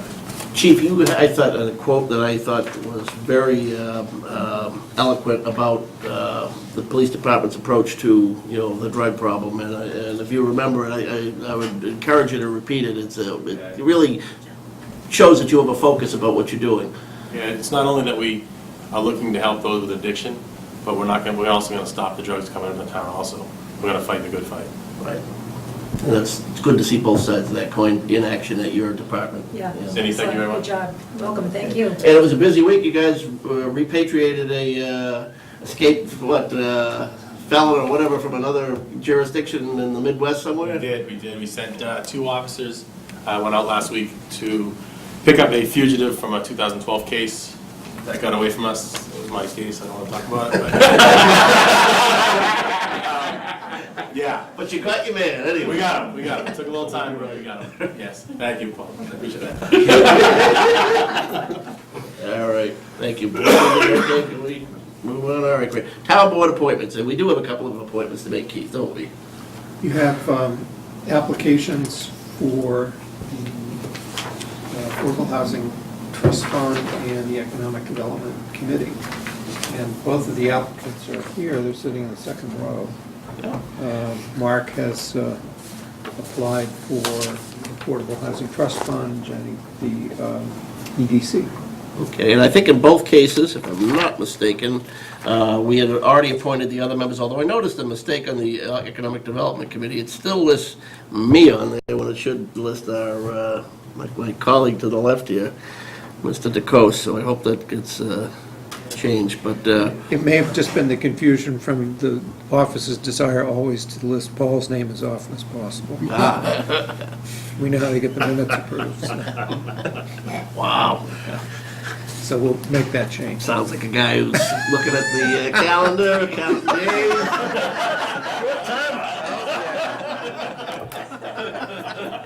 Good work, Keith. What was his name? Well played. Paul somebody? Yeah. Okay, very good. The vacancy, we'll start there then, if you don't mind, in reverse order, since it's right in front of me. The Economic Development Committee, I'm assuming there was one member who opted not to be reappointed, and that was Board of Health member Lisa Flanagan. There were, I think, a couple who, when they were contacted and asked if they desired to continue to be members, they had replied in the negative, so they submitted resignations to those committees. Well, if there's I don't more than recall one, it who only, they are. only reflects one here, Yeah. but, and it sounds like it's Lisa, well, in any event, we have one. In any event, Okay. you have one. All You right. certainly have at least one. All right, so with that, I will ask Jen, although you've been before us before, to introduce yourself to us, see if the board has any questions for you, and then we'll go about the business of appointing you. Do you want me to come up here? Whatever you're comfortable with. I don't know if it really matters, but, all right. My name is Jenny Boyer, as you guys well know. We've been in Littleton now for almost a year. A couple weeks it'll be a year. I have this just intense interest in business and the growth of Littleton. I come from a background where my family was on Main Street in our town for 40 years. And as I mentioned, my dad's property was seized by the town for a library, so I understand the small town business kind of side of it, but then I also have seen the big business side of it and how big businesses, or just new businesses, can help just keep a town alive in terms of taxes and things like that. And I'd love to help the current businesses. I'd love to find out what we can do to help them grow and be stronger. And I do know you've been in attendance at at least a few EDC meetings already. Yeah, great. Board members, any questions for? No? No. Okay, great. The way our motion is, I guess we can do two separate motions, and if, Motion number 2? yeah, motion number 2? Sure. You know it's indefinite, right? Wait a minute, someone else got out of it. Move that the Board of Selectmen vote to appoint Jenny Boyer to an indefinite term on the Economic Development Committee. Second. Okay, the motion's made and seconded. Any further discussions? All those in favor signify by saying aye. Aye. Thank you. Congratulations, go forth. Thank you. And Mark, we have a new we have. Jen. Yes. Jenny. Oh, You yeah. had to go get sworn in. Yeah, you just need to Oh. go Go to the clerk's office. at your leisure. Okay, But you're really unofficial until she swears you in. So you just- perfect. Second floor. She won't be back, I don't think, until Wednesday. Right. Okay. All right, but one of the assistants couldn't she? Yeah. Yeah, Linda Lloyd. Linda Lloyd could, yeah. Okay, sounds great. Great. Thanks. All right, and we have the newly established Affordable Housing Trust Committee, which we had one vacancy for a resident position. We filled the other, what are there, 6 spots on there? And Mark Montanari, familiar faces, come forward. Mark, we all know you, but please, for the record, please introduce yourself and tell us why you're interested. Because I'm getting old. Got some money in this thing. Montanari, current chairman of the planning board. We are looking at senior affordable housing. I thought this was a good opportunity to kind of look at both hats, wear both hats, and I'm excited about working to make more affordable housing for the seniors in the town of Littleton. Yeah, I'm enthused about the opportunity you guys, Cindy, Keith, whoever else on there, this is where the town gets to put its rubber on the road and make something happen, you know, and generate something rather than just waiting for the private sector to deliver it, which is good too. Anyway, board members, any? And there are 3 boards that are represented in the bylaw, Board of Selectmen, Housing Authority, and Council on Aging, but not Planning Board. And so it seemed like, especially when we had the vacancy, that, Planning Board does as much work as any board in town on helping to meet the needs of They seniors. do due diligence. That's true. I didn't know it was for 2 years. It was 1 year. Dying to use that tonight. Either one or two. We have, I wouldn't be able to. yeah. Board members, any comments, questions of Mark? Why you got him in front of you? Oh, He's elusive. Which topic?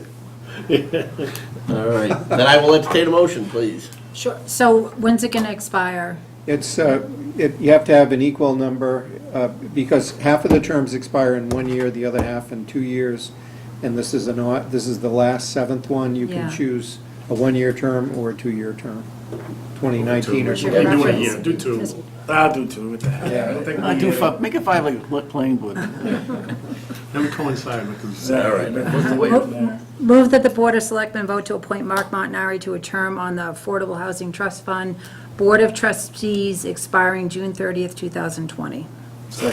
Motion's made and seconded. Any further discussion? All those in favor signify by saying aye. Aye. Congratulations, thank you for contributing in yet another way. Thank you. You too have to get sworn in. I know. Okay, moving right along, speaking of the planning board, joint meeting with the planning board on adult use marijuana zoning amendments, and what do we have? We know we have at least 2 members of the planning board, Mark and Mr. Scott's still here, great, thank you. Yeah. It is still there. All right, who wants to take the lead on this? You guys drafted the language? There's no language drafted, and in fact, it's a follow-up. So this is all the, that's right, this is the. Yeah, Maren had had suggested that we find a way to get more input from both boards in drafting an article, because it will be due soon.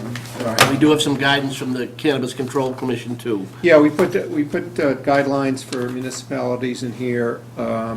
We hadn't, the discussion that we'd had a couple of weeks ago had not really reached a conclusion of what specific zoning amendments did we want to try to get. And we just thought we'd have a further discussion to see if we could get some direction for the planning board and for staff. And the underlying problem is, while we were very specific for permit process for the medical, when it comes to the retail, adult use. Yeah, there's no limit, for example, on the number of facilities you can have for cultivation. With the exception of retail, right? Retail is the Only only thing that retail, are limited which in there's any 2, capacity. yeah. So in town, anyone come in now and make an application, or more than one for adult cultivation?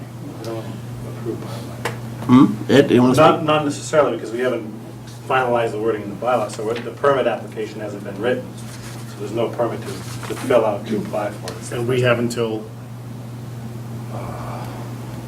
you'll have to forgive me, I just got a counting migraine. Yeah, January 19th. Hope we didn't cause Oh, that. you did.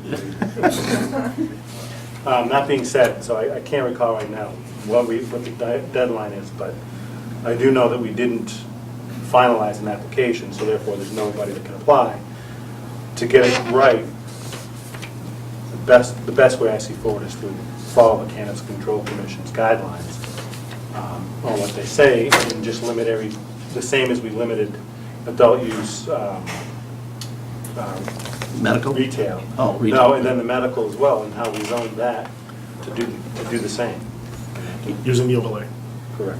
Use the same basic maps, but we can't restrict the number of facilities, is that what it is? No, I thought you said you could if we. You can, okay, so we would have a restriction then. So is that like the working proposal, or help us here? I mean, it's, Are we trying to get it on November's warrant? Well, it's actually October warrant. I mean, I would think we would want something on the October warrant Right. because the moratorium expires at the end of the calendar year? Is that right? Then the easiest way is to mimic what we Follow the cannabis control. So I guess To have something on the books. I'm a little unclear about where we stand. If we do nothing versus. Yeah, if we do nothing right now, we set, what was it, industrial A and industrial B In retail. are the only locations where we No, can in have retail, as Chuck said, too. non-retail uses, right? The non-retail uses are industrial A, industrial B. Industrial A, industrial B, and that is for medicinal and adult use, or that is? Medicinal, we've got a bylaw. Only medicinal, we didn't address the adult use or exploratory, so a grow facility for adult use, we only have one allowed right now, and that is where Sanctuary is. Okay. They're the only one that's allowed in the bylaws, it's written. We need to create a zone for others to come in. Okay. And we can limit it to 2, just like we have for the Cannabis Control Commission's guideline, that we have to give 2 adult use permits for retail sales. But why would we want to, I guess it's not clear to me that we would want to limit the non-retail uses.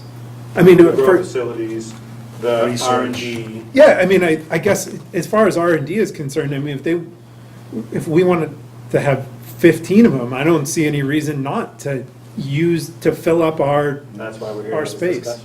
Okay, so that's where we're That's at. the We're trying starting to sort point, that we're out. trying to sort that out.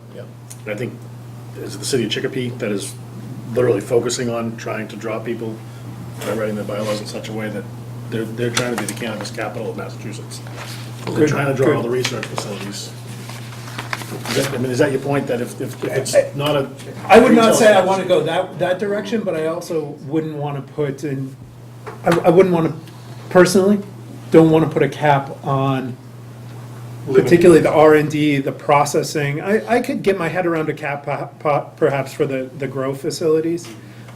Certainly a cap on the retail makes sense to me, but there are certain uses where if they want to use some of our vacant office building space, great, good. So I guess maybe I just We're threw out a open for thoughts proposal. here, so if anyone's got any input, Cindy, do you have any thoughts on it? No. Chase, you were saying that you'd be okay with the cultivation limitation? I could get my head around a limitation on cultivation, particularly as right now, we've got a sample size of 1, right? We've got Sanctuary, and by all accounts, they're a responsible actor, but given the footprint of those operations, I could see, at least for the short term, a finite number on those, and then let's feel it out. Let's see what it Distinct ends up from like looking a lab operation, which would conceivably be smaller, and there's probably, I assume there's definitions that exist that distinguish between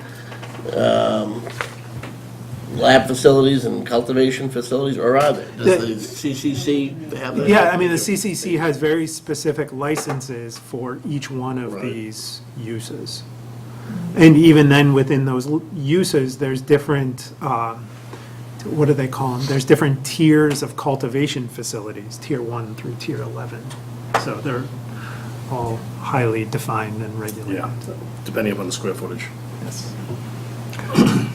Well, if you're looking for input from us, you can see we're a little bit all over the map, but So I think this is a good jumping off point, though, so we can open up this discussion, get Sure. further input. Yeah.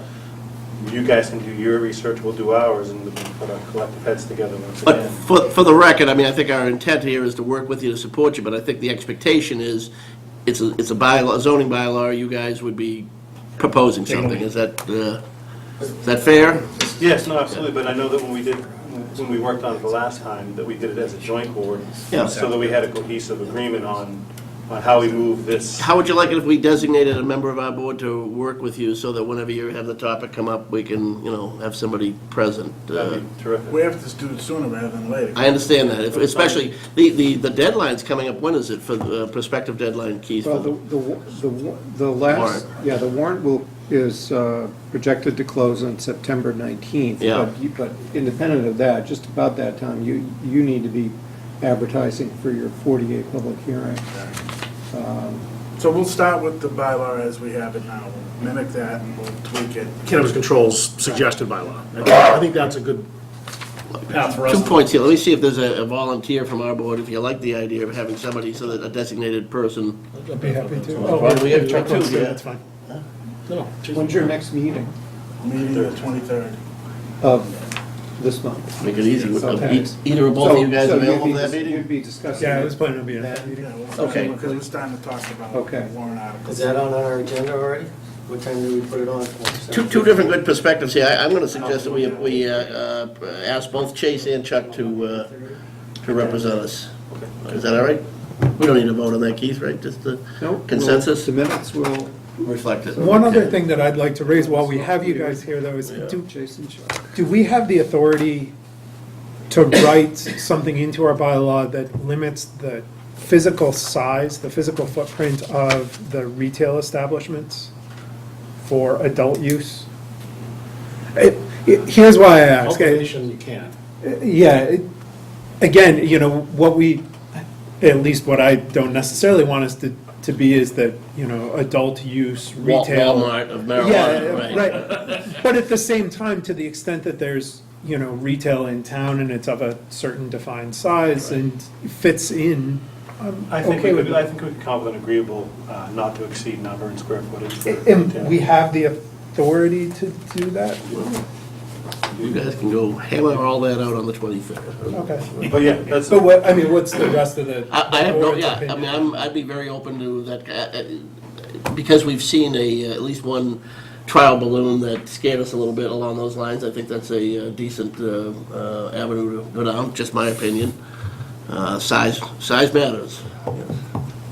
Thank you. Okay. Chief Bernard was looking to get in on this. No, I would just love to be part of that board and that, so I'll make sure I'm there for that. Please be there. Okay. Great. Members of the public, any thoughts on that? As you can see, we're, you know, the whole state is handling this largely. If we don't look like we've got our arms around it, we're not alone. This is all new territory here, so if there's any input from the public, either speak now or... Serious or what? Huh? Serious comments? Serious or Hal, Or poor as the attempts at case may humor. be. The humor part. Erica? Can I just ask a question? I know there was some discussion on a use, like a place that it could be used. Was that taken off the table by the state? Is that? CCC is. So like a restaurant or a Right, smokehouse? yes. Yeah, that was eliminated Okay. from their regulations. Right now, you can't, there's no place where you can actually go and smoke and have a beer at the same time or dinner. They do- Cafes. Yeah. My understanding is the CCC is contemplating that, but in the interest of promulgating the regulations with some degree of expediency, they waited to actually do it. Okay. Well, for the public at large, if you have further thoughts on that, the planning board will have this agenda on your August 23rd meeting? Thank you. Okay. Next on our agenda is a couple of licensing issues, 8:15. Thank you, planning board members, appreciate you joining us. Nice seeing you. Thanks for sticking around. Chief Bernard, the liquor license compliance updates, we do have something in writing from you on that, which Chief is Kaczynski, you wanna drive me home? a hint to be Can't brief. see.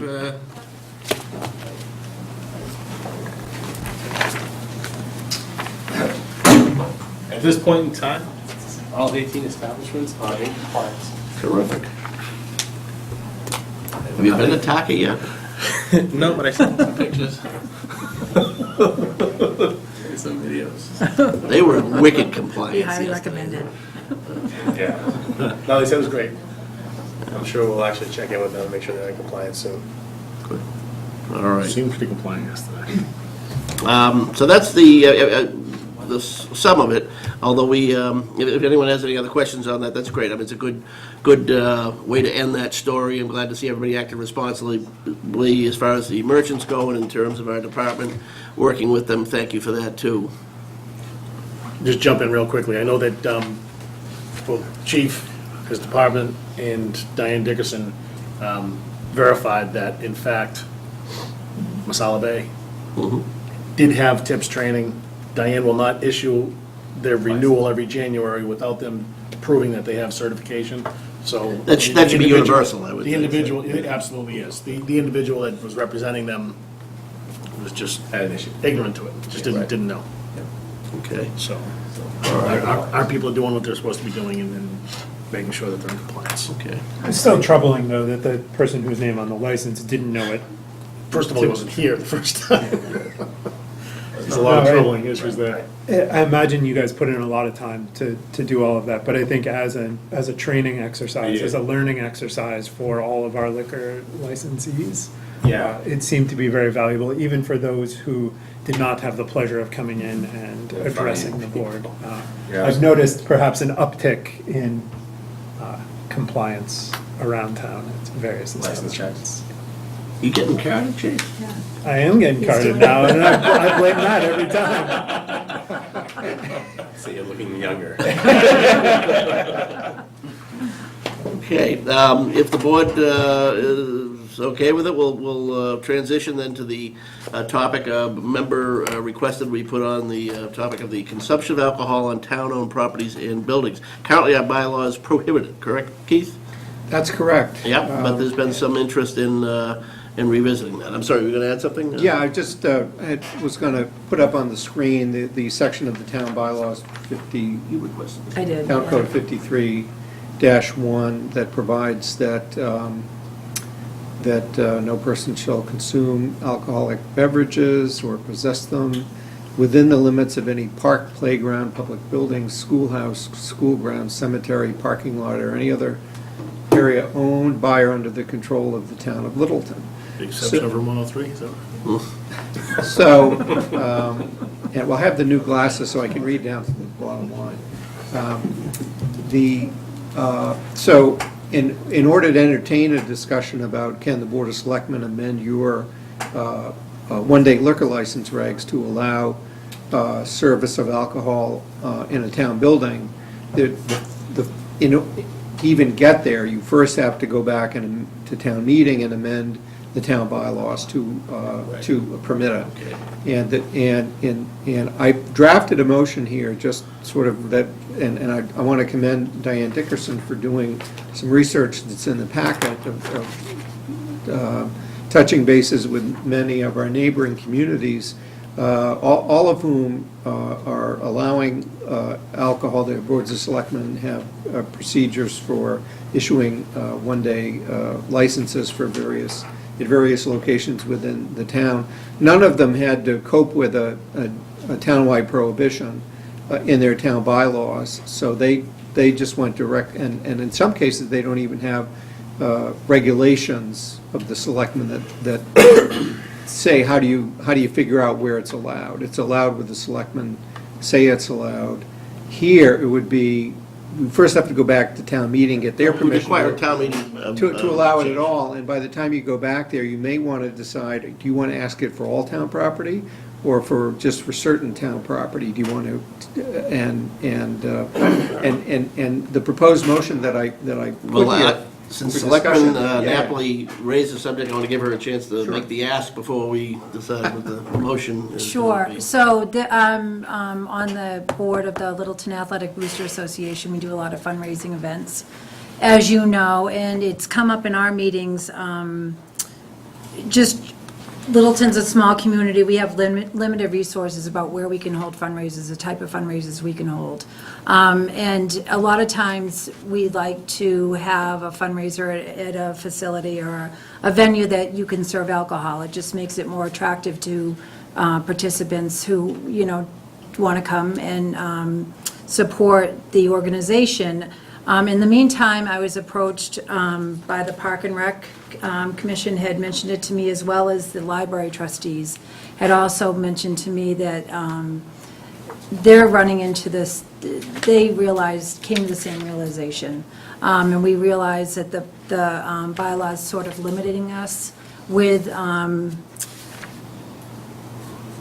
I want to say, our ability to expand our fundraising events and hold it in different venues and utilize some venues in town that could help us. So that's why I brought it before. And I know Sheila Fields here, she's from the Boosters, Alicia's here, And Mark is here as well. I don't know if they have any comments to add, but I invite them if they're good. Any you want to comment on the, beyond what Cindy said, but feel free. It just that it's a small, Sheila Field, 12 Blood Road. It's a small town and there's very limited places to do it. We could be helping one of the businesses in town generate business, also a fundraiser for ourselves to keep the sporting equipment is what we're into, but, keep it going, and it's necessary, in my opinion. Okay, thank you. Alicia? We had some really great opportunities for Third Thursdays to have some. We do actually have some local cideries, breweries in the area that are coming about. And they were wanting to be part of the Third Thursday event that we have to come out and do samples. And that's kind of when we came about with this. So again, to kind of push the local businesses, that's something we would be really interested, as well as, for programming and special events that we do as well. So it's something, we're part of the Massachusetts Parks and Recreation Association, so we talk with, departments from all over the state of Massachusetts, and it's pretty common fare for a lot of the departments to include this alcoholic, little section in some of these bigger events that they do, like an Oktoberfest and things like that. If I may, Sure. at first blush, I'm very much in favor of making a change that is a responsible change, and, I would say we don't open it up to all properties. It has to be properties that we think that we can limit it, and I think there's gonna be a lot that goes into it to make sure that it's done safely and the town's exposure is limited. We need to be in compliance with, what the police chief deems as a safe venue. You mentioned I was thinking beer garden, where you have something that's Right. very much fenced off. Yep. Where we are right now at Third Thursday, I don't necessarily think that it's conducive, because it's really geared to a lot of the young kids. And I'm not sure that would be the right venue. But I can see doing something like that, like the Showboat, or Berlin or Bolton does the food trucks, where they have, different. the food truck festivals, Right. yeah. What I will say is, I would love to see this come to pass, but I don't know that we're gonna be able to do it in time for fall town meeting. I think it's something we absolutely should work on and give it some focus, but I would set a goal of trying to get something done for May town meeting. I wonder, it just seems, for that piece of it, the change in the bylaw, that's pretty straightforward. It's, we just make that change, so I don't know why we wouldn't be able to get that in place for the, October 29th town meeting.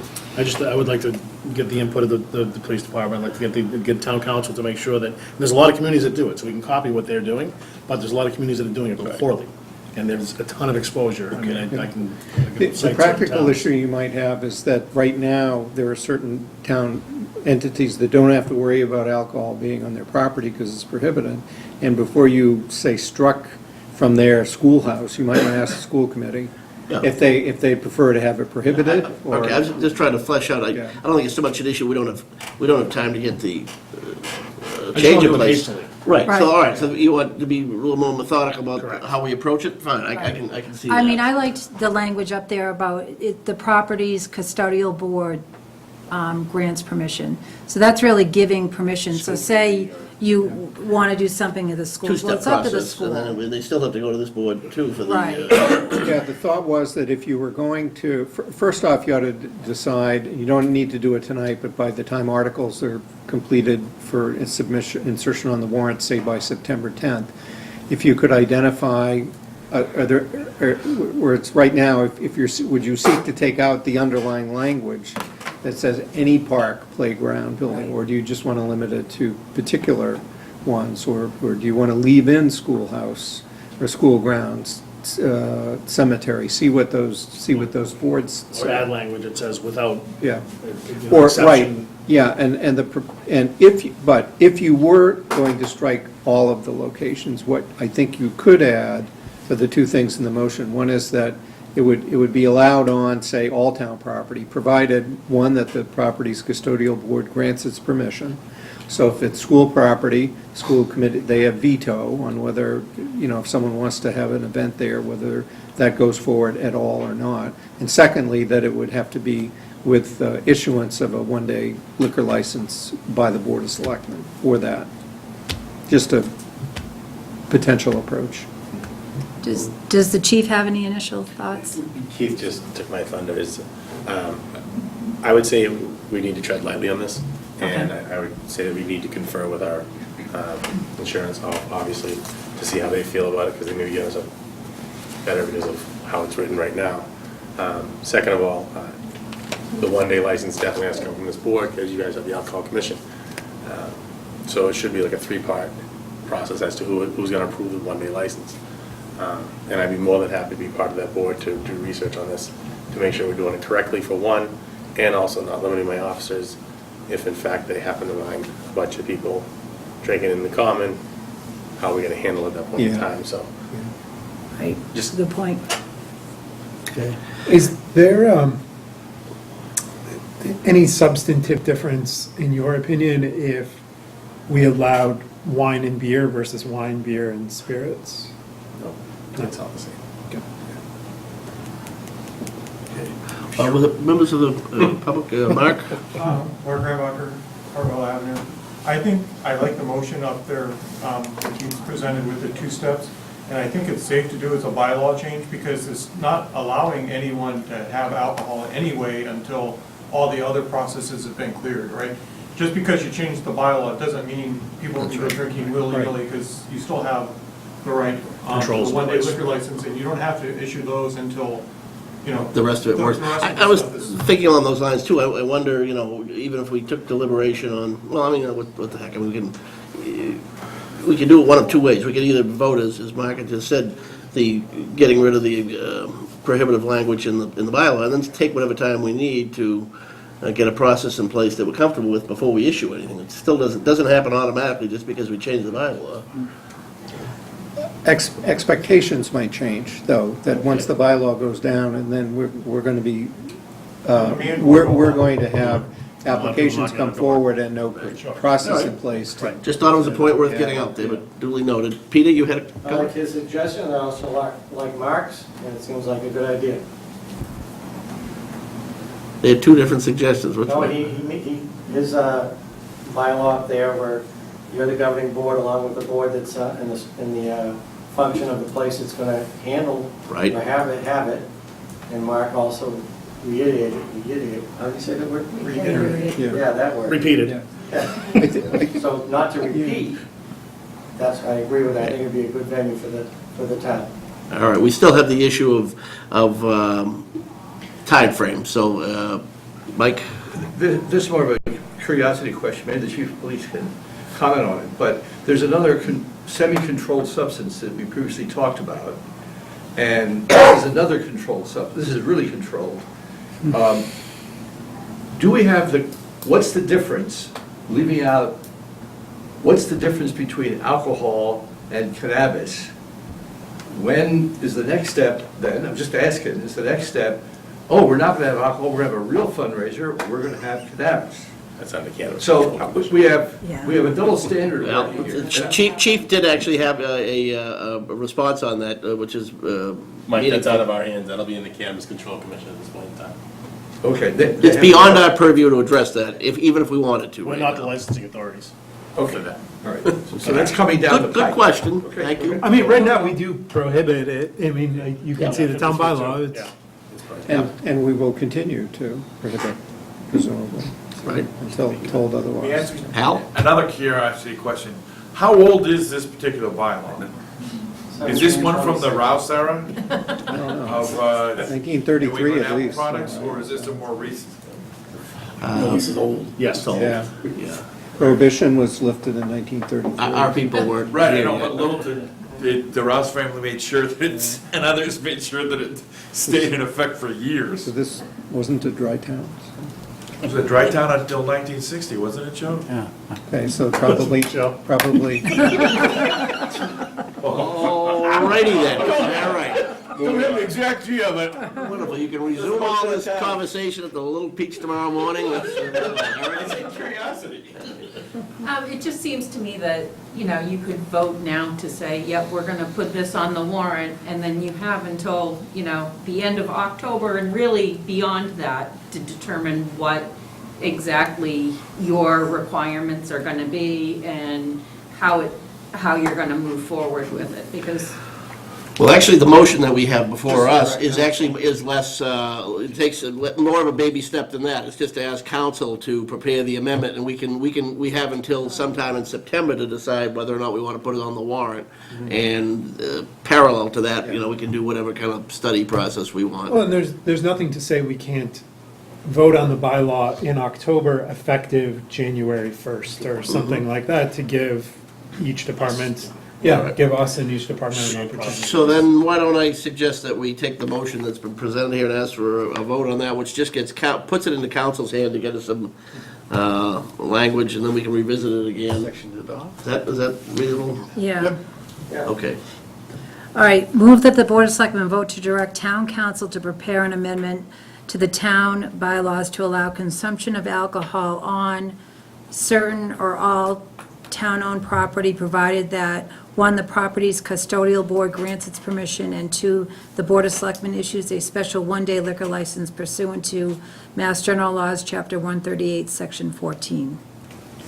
Okay, then the motion's been made and seconded, and the understanding is that this is just to move the ball along, and we haven't made any decisions about putting it on a warrant. Just let town council redo it. Yeah, exactly. All right. Take a look at it. Any further discussion? All those in favor signify by saying aye. Aye. All opposed? The ayes have it. Thank you very much. Thank you.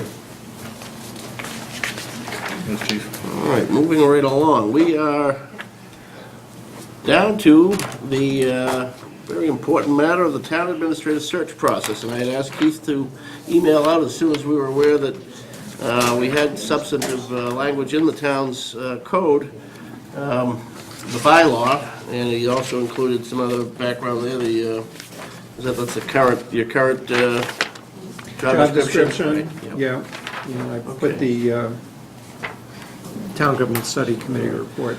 I think my immediate impression, which I was surprised, I don't even remember reading this, I guess I was aware there was a bylaw that spoke to this process. Where it doesn't speak to our other hiring processes, that it's very specific on a 5-member committee. And, you can see for yourselves what it is, members of the Selectmen, Finance Committee, School Committee, Personnel Committee, and a member at large with municipal management experience appointed by the Board of Selectmen. I've had a conversation with Mike Fontanella, School Committee Chair, to alert him to that, and he expects that it would probably be himself serving in that capacity. I did not talk to Fred Faulkner, but I know, Gary, you said the Finance Committee has also spoken a little bit about that.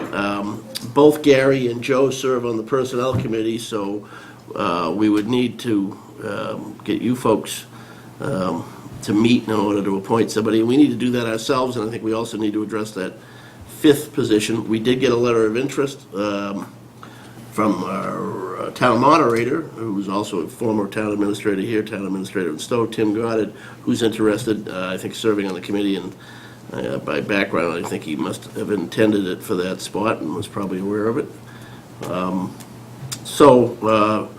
I open it up for a discussion about how the board wants to proceed, given the specifics of the bylaw and what your own, impressions are.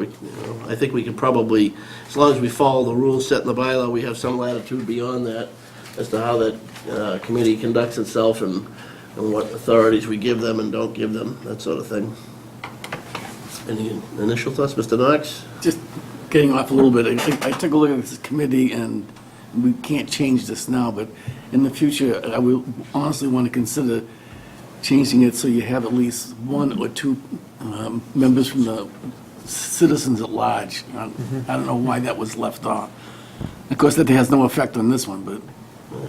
Yeah, I'll jump in at this point, too. And this kind of bleeds into what Cindy and I, our next topic is on the org chart policies. I think some of the things we were looking at addressing would involve changes to the bylaw relative to not specific to the hiring process, but to some of the details of the job description for the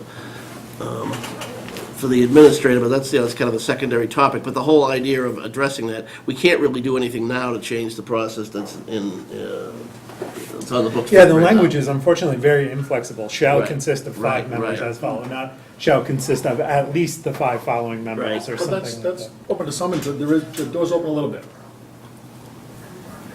No? For the, No. I don't Not see, on- I don't see no. any opening. Well, Where do you see it?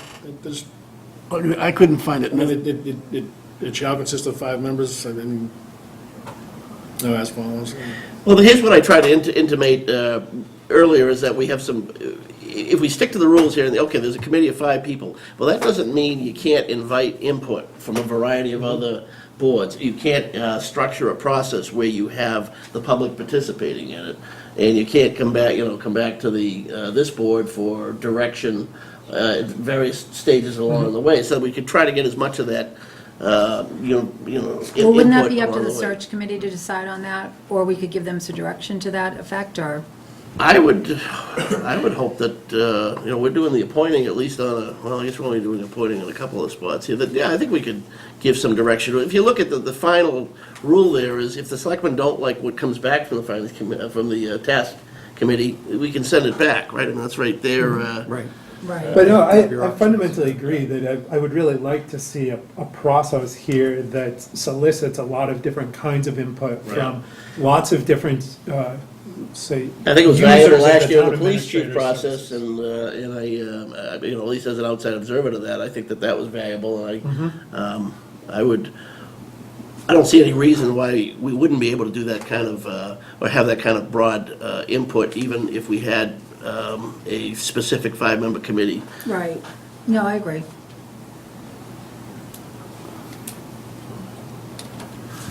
But I would say, I'd like to come back with a revision of this bylaw so that future boards, and it would probably be no one serving here 10 years from now, had a little more latitude to how they're going to address the problem than picking up the book and saying, oh, this is what we have to do, rather than, having any input to it. Now, the one term here that is left a little bit open to interpretation is a member with municipal management experience, and I mean, no, I think Tim probably qualifies, but. But we should still post it, I think. We should still post it, but what does that mean? Right. Are you opening the door that maybe trying to one of us recall. can qualify because municipal Well, I mean, experience? that's right. I guess I don't know. that's what I don't know, I mean, it could, does it, I'm trying to recall who had that position. When you, But this bylaw wasn't in place Sure then? was. Yeah. No, I don't think Yeah, so. yeah, it was. It was passed in June of 2007, and I was hired in Well, August Paul of Blazer was 2007. the person who was on the committee, the town administrator from Hudson. so it doesn't have to be a resident?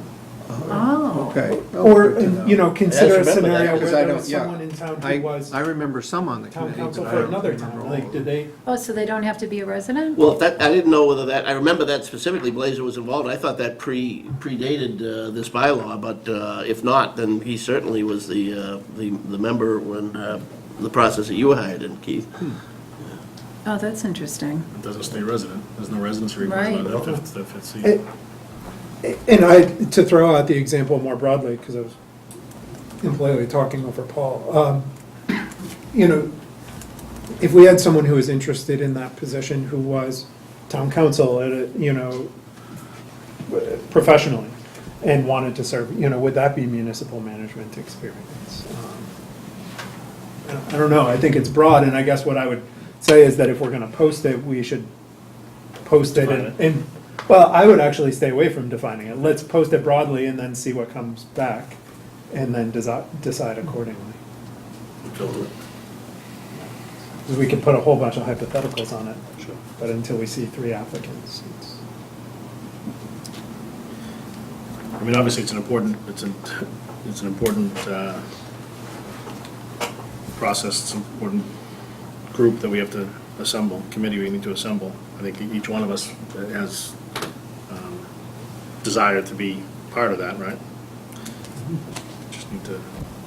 Well, ultimately, everybody will have a voice. I mean, I wasn't a part of the review process in the police hiring process, didn't get a voice in it until the end, but I certainly feel, Yeah. you know, I was both updated and, you know, had a good chance to take advantage of the interview process to have a voice in it. So if there's a way we can even expand on that, maybe we ought to consider that.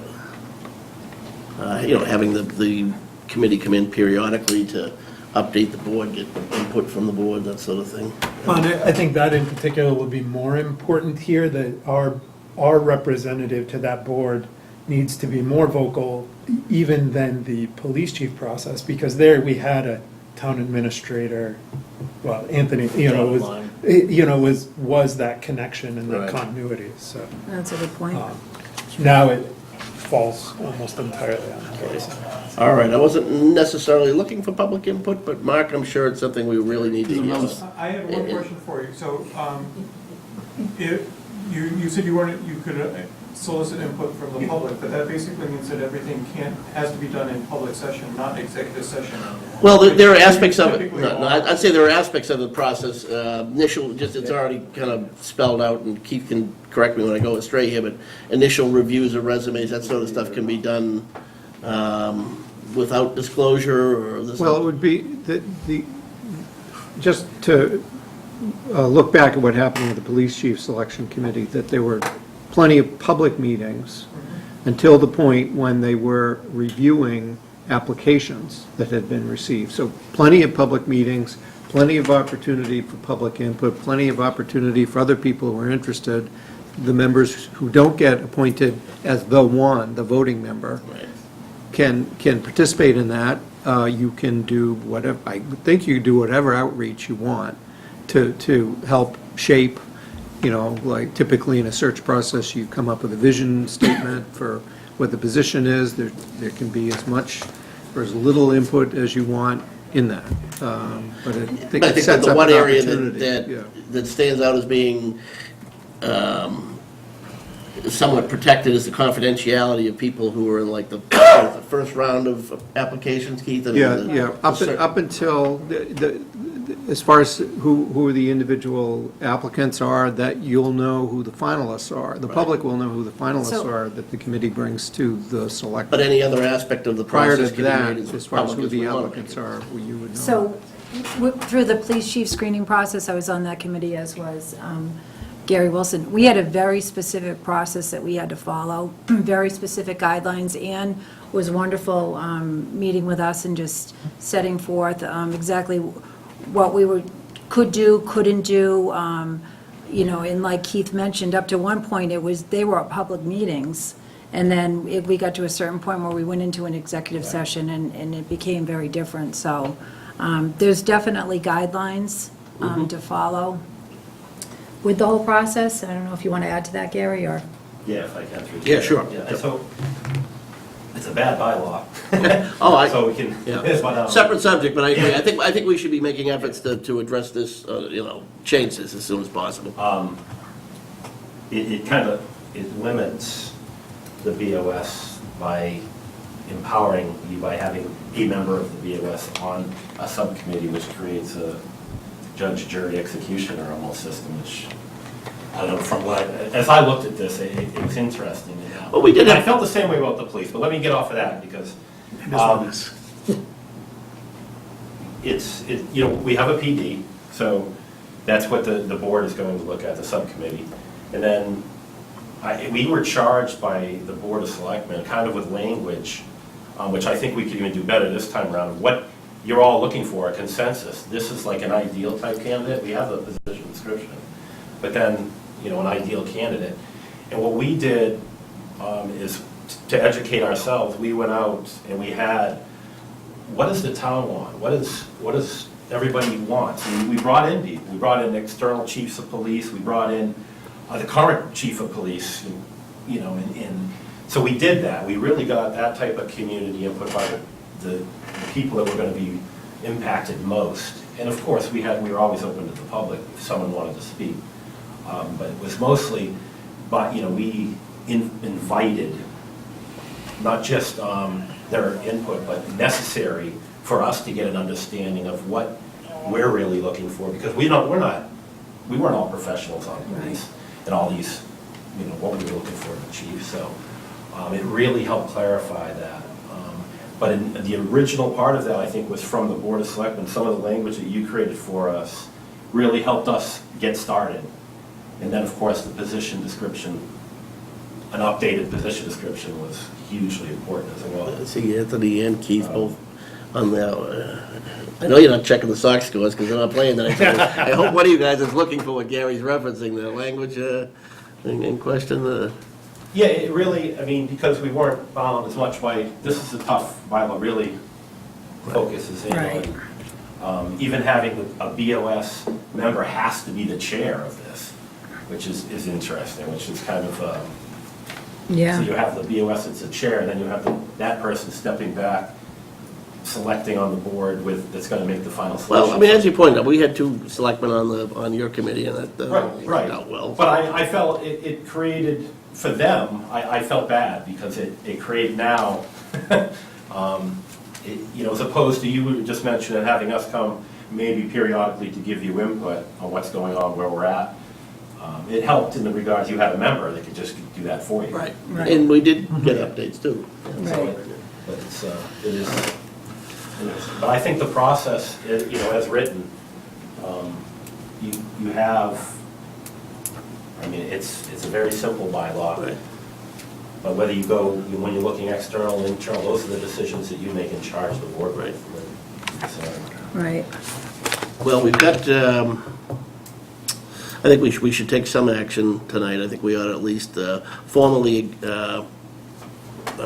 post that member-at-large position, contact formally those 3 other committees, ask them to, to make their appointment, and I suggest we should probably make our appointment tonight too, so if there's a chance sooner rather than later that the task committee can start. And then I think Gary's starting point as far as a charge for the committee could fall, that falls within this board. We can give that some thought between now and next week. Right. We are meeting again on the 20th, and if members want to take a shot at framing a charge or putting thoughts in there that we can compare to the one that was given to the police search committee, do that too.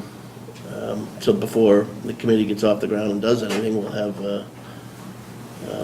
we'll at least have laid out what the expectations are. Should we put a shot clock on FinCom, school committee, and personnel board to make their decisions? Erica, when's your next school Well, committee? we have a retreat coming up, but we don't start again until September. Yeah, that's what I. Oh, when is that? You guys get The food for that? retreat is August They get good 23rd. food? I would suggest that, this is important enough to us and to the town that hopefully the boards in question, even if they don't have a scheduled meeting, schedule, a special meeting just to vote and appoint somebody. Right. And you can, I think for this, you guys can post that, and just prior to starting the retreat, you could have a 5-minute, it's open, Yes, and that's fine, I just want to make sure that it's clear that we're not waiting until Yeah, can't wait for, mid-September. if somebody's still not on board, we gotta get going, That's the other part of this process, we do need to start creating that timeline, Right. Yeah. putting a shot clock on ourselves, really. Well, and I think that comes from 2 directions. The board itself ought to set expectations, give that some thought so we can put that in, if to the extent we want to, in the charge. But also, this group should, assuming we can meet as soon as possible, should come back and say, here's some suggested, after initial discussions, a timeframe we think works. So, you can start in either direction, but you're right, it needs to happen. Right. Can I just ask a quick question? Sure. So the police chief, the 2 final candidates were interviewed in open session. Would that be something that you would do here as well? Oh, sure. Yeah, Yes. the open meeting law requires that. Okay. Yeah. Yeah, there's very little of this that just by personnel law, it wouldn't be public, and that's the initial review of application, I think. Yeah, it's the screening and the first, Yeah. the paper screening and the first round of interviews is the only thing that can be excluded from open session. And typically you do that, and certainly in the case of the police chief, we did that so that, to encourage people to apply, so. Gary. If I may, just so that, we've already decided, the finance committee, Fred had already, he set us up, I think, a half hour before our joint meeting on the 20th. Okay. To do our part, expecting this vote today. And then personnel board meets. Well, on you the know what, it's a 23rd. joint meeting of the finance committee and the school committee. Is So I it? wonder if Oh. the school committee could So it's right post a next- meeting next for Monday night? next Monday night as well. Just to meet like So 15 we can minutes follow that up, and we could get the personnel board before our joint meeting. to meet. That's what They meet on the 23rd? We're I already didn't meeting, know- somebody, I Gary didn't said the know meeting that. on the 23rd, Personnel Committee is already? Yes. I reached out to Chair, and she had mentioned that. Oh, I didn't even have So I that. thought it was this week, and she said, no, we don't meet till next week. Yeah, I didn't know when the next So we'll have to meeting put it was. on the agenda for that, that's the earliest. Yeah. So then with that in mind, if we posted the member at large with municipal management experience to have those in by next Monday, we could essentially have this completely in panel 2 weeks from now. Yeah, or, The Monday after or, the 23rd? Right, as soon as personnel and FinCom and school all. except we're meeting next week, we're not meeting the following. You're week. not That's what I'm meeting the saying. You're not meeting the 27th. Right, so if we can had do it next everything, week. yeah, we Yes, can do it yes, next week. right. Yep. Yeah, the selectmen appoint the municipal Right, and manager, we're meeting experienced next Monday person. night, so, right. Right, and the others meet whenever they meet to make their own. Which happens to appointments. be next Soon. week. Yeah, two of them are gonna be here. And the third one is gonna be meeting that week anyway, so that's pretty good if it all falls in line.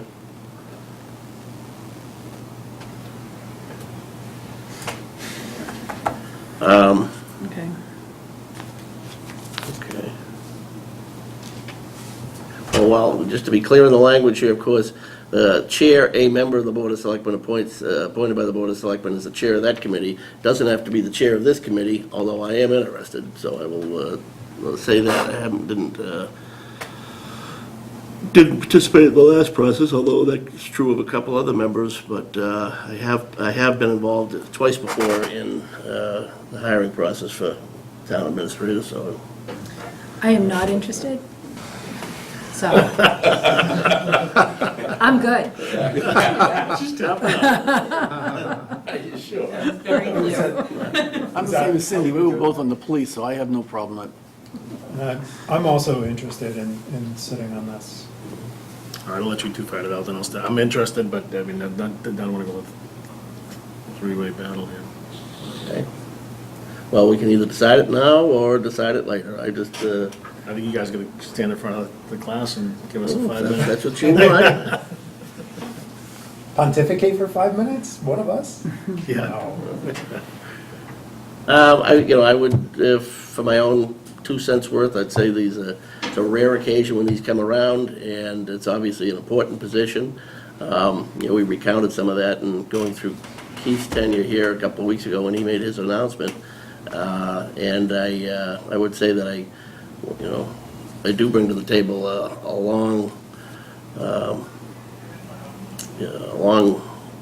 history of service experience, which, as I say, involved at least at 2 different times participation in the hiring process for the town administrators here and through my work and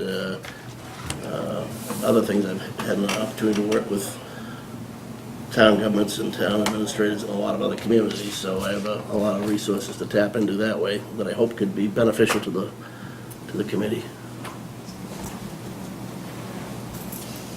Is this where I get my... Well, I mean, Chase. we don't have to.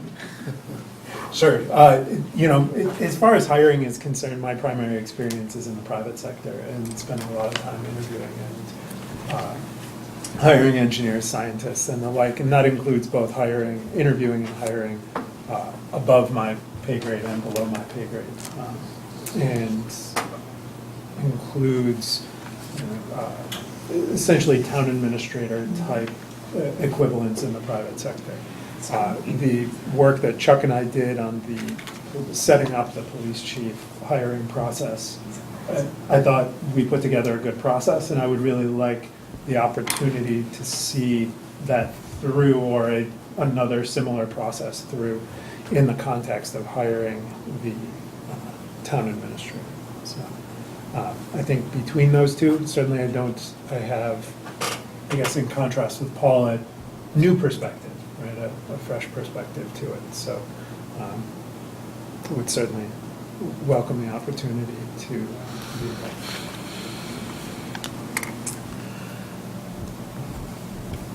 You don't have to say anything, but if you want to, the floor is open.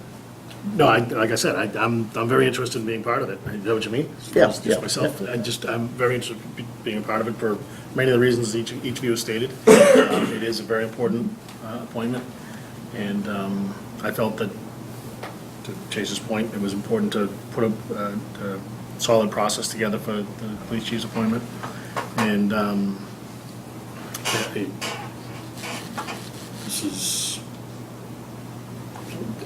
there's a direct impact on us. The town administrator works directly with and for us, and I'd love to be part of the selection process, which each one of us will be 20% of that selection process once we get a couple of final candidates. I mean, as far as what experience I have in that, I do very much want to be a part of it, but with the two of you, I feel as though you're each aptly qualified. I think that you both bring different assets to the table, some similar assets to the table. So I'm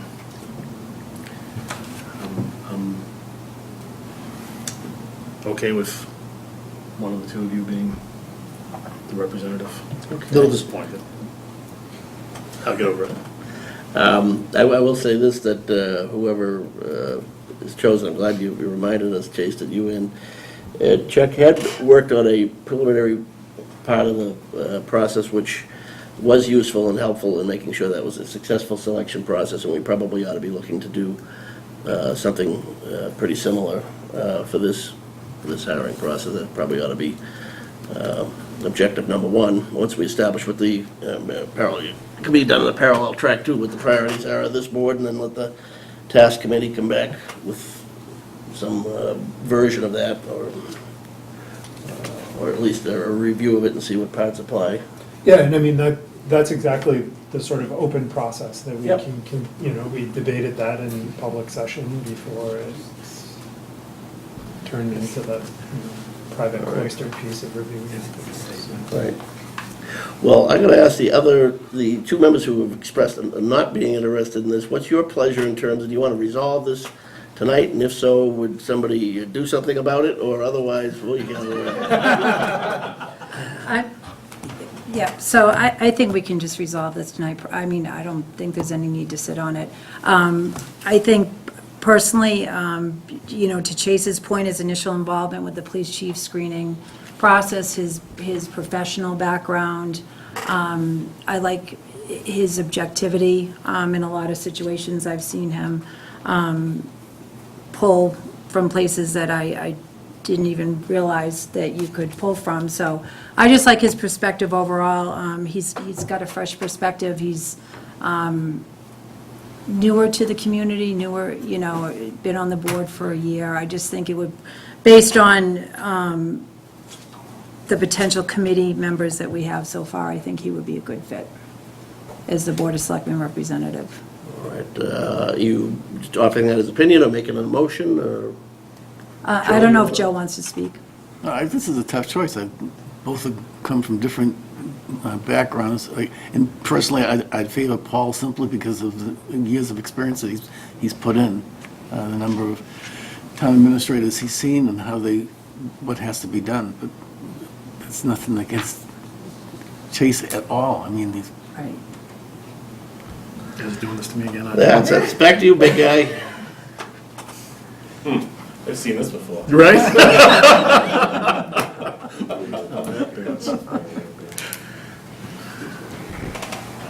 You guys want to resolve this tonight, huh?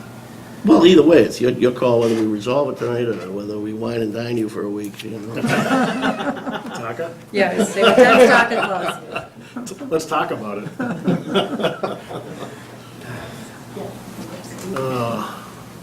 I mean, I just said I think that either one of you would be an asset. I think there's Paul, your experience having done this in the past certainly sway me in one way. There's also some biases that are created through that process. And to Cindy's point, Chase does add a new, fresh perspective. And we are always trying to add fresh perspective high and get different input.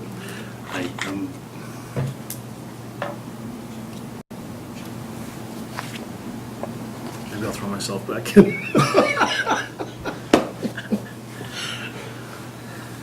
Looking for guidance. I can, since I'm got a stake in this, I don't really want to decide, whether we're going to move on it or not here, so I'm really looking for the board to push this along, whether that's a motion and a vote tonight, or whether or not, it's...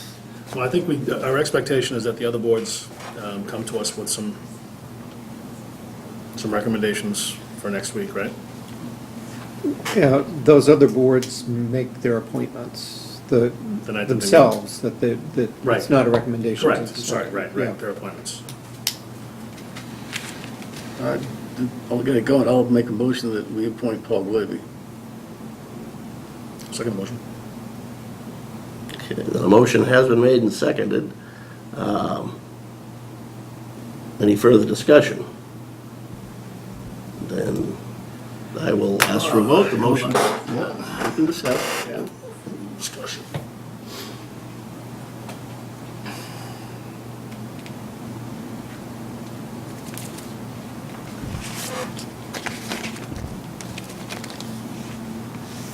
What are we doing? So, Chuck wanted to discuss. I'm just trying to think of the way this whole plays out. So had I not seconded that, it would have died of the vine, and we'd have to make another decision. Right. That's it next week, right? And having seconded it, it's on the table now, so Right. it's just open for discussion unless I rescind my second. Right. Yes.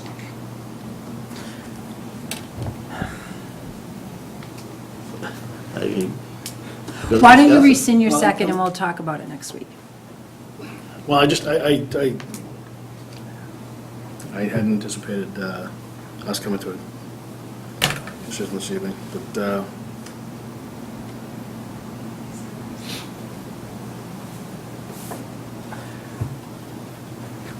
I think I would like to rescind my second. Okay, so then we don't have a motion on the table, right? We have a motion, but it's not seconded.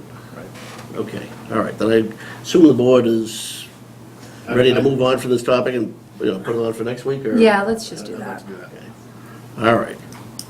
Well, that was exciting, but not to an exciting end. On the upside, Cindy wrote a whole bunch of campaign literature for me. That I'm just going to take everything she said and put it on a flyer. I think you still want to vote A and B.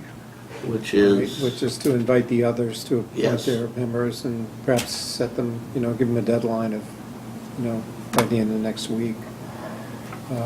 And also you want to invite applications for your appointment of the municipal management experience by some deadline for next. well, Jason suggested next Monday, and since we're asking other folks to make that same, Well, right. All right, so that's the 20th, right?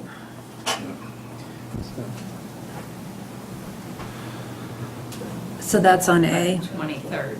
That's the 23rd, sorry. that's Thanks, Personnel Erica. Committee, yes. Then the Personnel Committee is also the 23rd? Personnel's the 23rd, but school committee has a joint there's a joint meeting with us next Monday. Next Monday night. Oh, okay. So we could get a hold of Mr. Fontanella and have him Yeah, I post. mean, we can see if the personnel board can meet too. I'm not aware that there's a meeting of the personnel board on the 23rd, but Other than what Gary told you. Joe and I are on the personnel board, but we don't know. I had nothing on mine. No, I mean, we could schedule a personnel board meeting at our next Monday night. Well, why don't we, you want to make the motion? So we're just gonna, This board meets next week.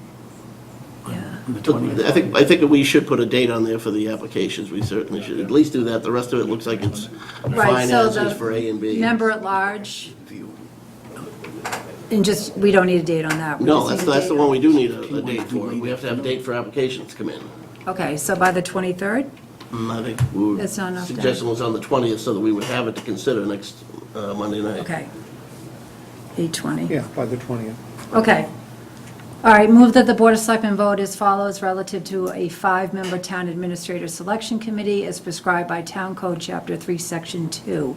A, to invite the Finance Committee, School Committee, and Personnel Board to each appoint one of its members to serve thereon by August 20th, 2018, and B, to invite applications for appointment of a member at large with municipal management experience by August 20th, 2018. Second. Okay, the motion's made and seconded. Any further discussion? All those in favor, say aye. Aye. Aye. Okay, the ayes have it. Great, all right. Moving on to a related topic is, actually prior to having this town administrative search process on the agenda, as you know, Cindy and I have had the topic of organizational policies, org chart update, which included a review of bylaws as one of our charges, and with the upcoming town meeting coming up, yep. You want us to wait? Or no? Okay. We wanted to revisit some topics, most of which, I think all of which we've talked about at various meetings, and now that we're getting close to a meeting where we have an opportunity to put it on the warrant, those items that need to be on a warrant, we wanted to get it back before the board for some consideration, get some dialogue going. And although we've been working on it collaboratively, there are pieces that Cindy's get the lead on and some that I do too. So maybe, Cindy, you want to Sure. lead off on yours? Sure. So I took the lead on the board appointment, subcommittee appointments, procedures, just to try to establish some continuity and transparency and goals. We have people come before us, we appoint them to certain boards and committees. Oftentimes, they're not quite sure what they signed up for, I found out, and they don't understand that they need to go get sworn in, and it would be helpful if these boards and committees will come back and follow up with us if we establish goals for them, just to make sure that there's progress being made with certain objectives. So I worked with Diane Corey, and I worked with Paul on this, is basically just creating a welcome letter, so to speak, just reiterating what committee they've been appointed to, what the goal or the charge is of that committee, and just giving them a little something in writing that they can utilize, and then set expectations for any chair members of those boards, just so that they understand, as far as posting agendas, submitting minutes, what that whole time frame entails. And so I've worked on this letter and drafting it, and I'll have something more specific for the board, hopefully by next Tuesday. Keith was great, he directed me towards the committees and boards that we do appoint. I did find that entire list, and the mission, adjoining mission statement. So it's just an effort to make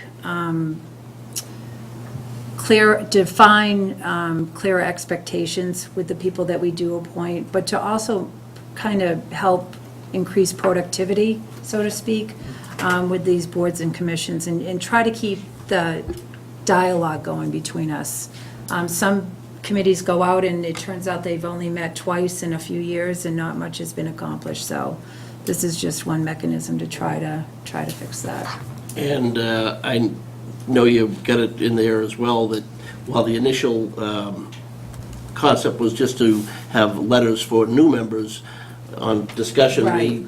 we also decided it's a wise idea to have let's call it, for want of a better word, a May letter that goes out to the chairs of the various committees, Right. reminding them of their requirements, since by May, a lot of boards turn over their chairmanships and that sort of thing. So the chairs are reminded of their, that every member needs to be sworn in and go through the state ethics stuff online, that we need to, the minutes keeping and the other requirements, all those sort of things, so that the focus isn't just on the newest member, but oftentimes probably the most important thing is to remind the senior members. Right.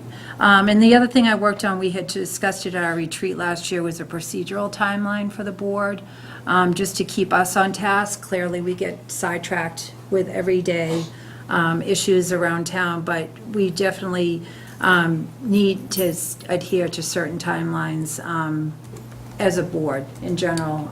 So I'm working on that procedural timeline as well, which I'll share with you, just to help keep us on task on a annual basis, but on a day-to-day basis as well. And I think that was it for now. What sort of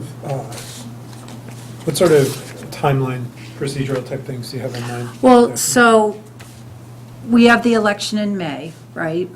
And then we talked about having a new member orientation. That was something that came up during our retreat last year. And I put in here a subcommittees update, basically a board, we appoint the boards and getting an update from them. And then we do the appointments of new subcommittee members. And then there was just joint meetings that we have with the finance team. Another subcommittee update, performance reviews. We need to make sure that we adhere to that schedule. And then reporting back on the results of those performance reviews. Goal updates. Oh, and like when? Yeah. When we want to look at the draft, when we want to have the Yeah, public hearing exactly. It was associated just with things them. like that. And then, just making sure too that we get a definitive goal update before the next election season, just in the event that a board member either doesn't run again or doesn't come back. So it's just trying to keep us more on task with those matters. Makes sense. Okay, and on the other side of the coin, the part that I was focusing on in terms of drafting stuff came up, at least in the initial part of the discussion on the last item. When you look at the town administrator's piece in the town code, it's kind of short, and then there is also in the policies a job description, and then there's contract too. And while we were already anticipating talking about some of the relationships between, say, finance and highway and this board, just a general review of that whole relationship, given the very real factor that the next town administrator is not going to be somebody who's been here for 12 years like Keith and with 18 years of prior experience being a manager elsewhere. So revisiting, based on the experience that this board has had, some of the areas where we think the language could be different or stronger, or at least recognize the board's interests in things such as legal counsel, legal interactions with other boards and departments, the aforementioned finance and highway things specifically, since those are both policy-driven areas that the board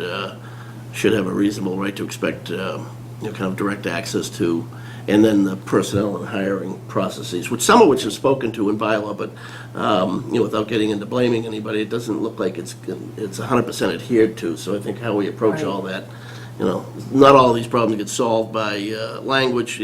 Part of it's language and part of it's implementation.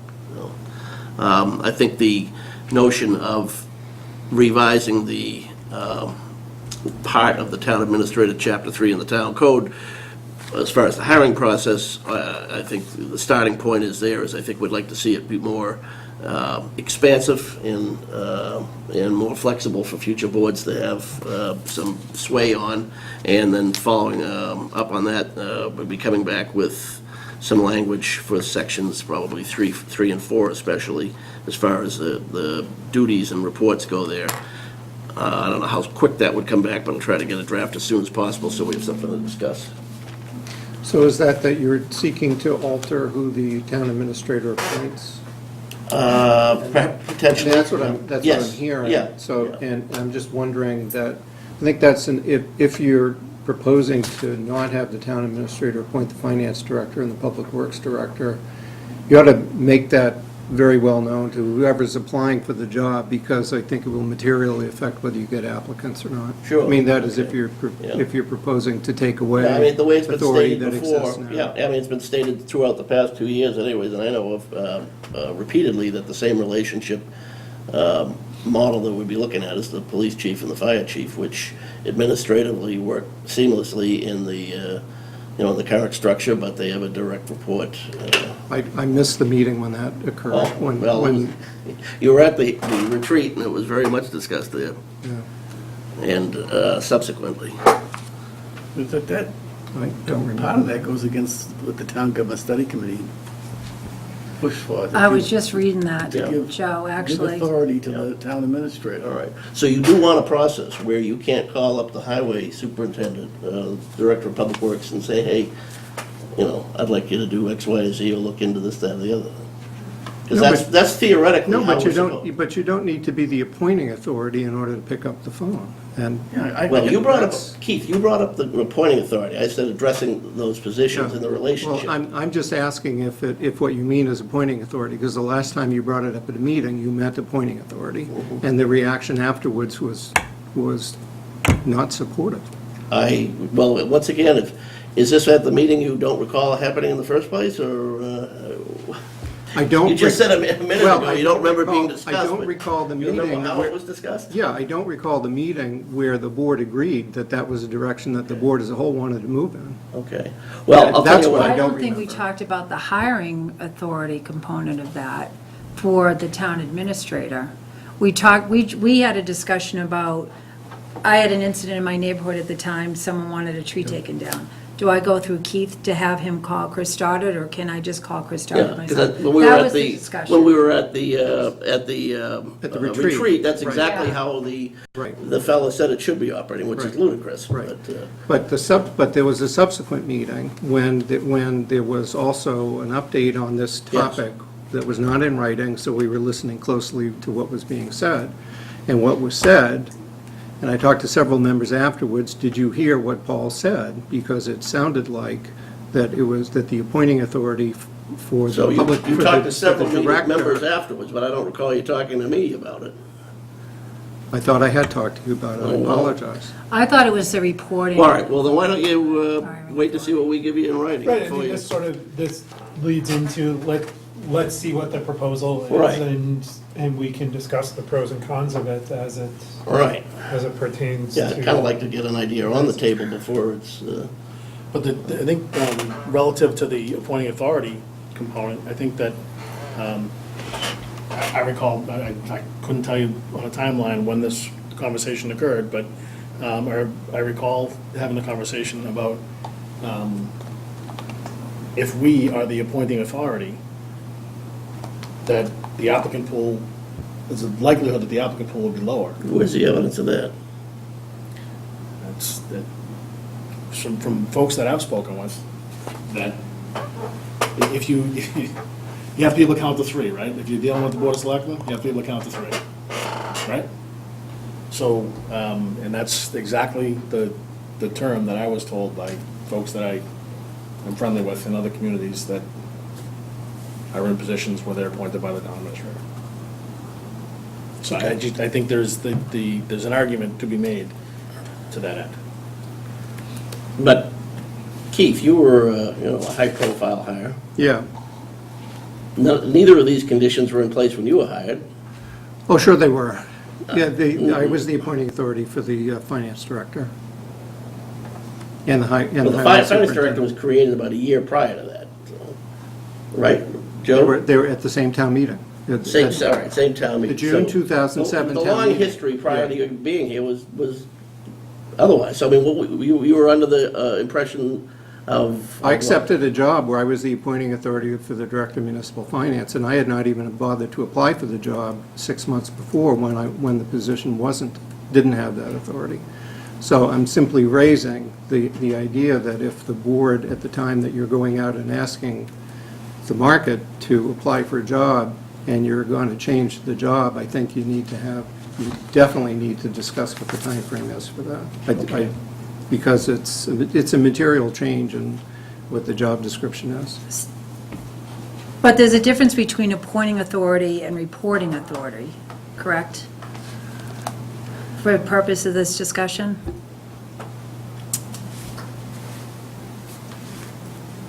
I'm not clear what the appointing authority means that all personnel matters will be will be handled report either by a back. multi-member board. Right.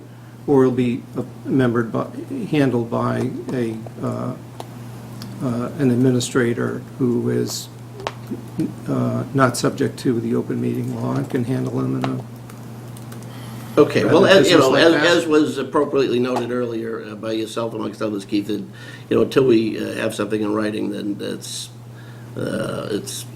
more speculative, so I think we ought to try to get the board something in writing.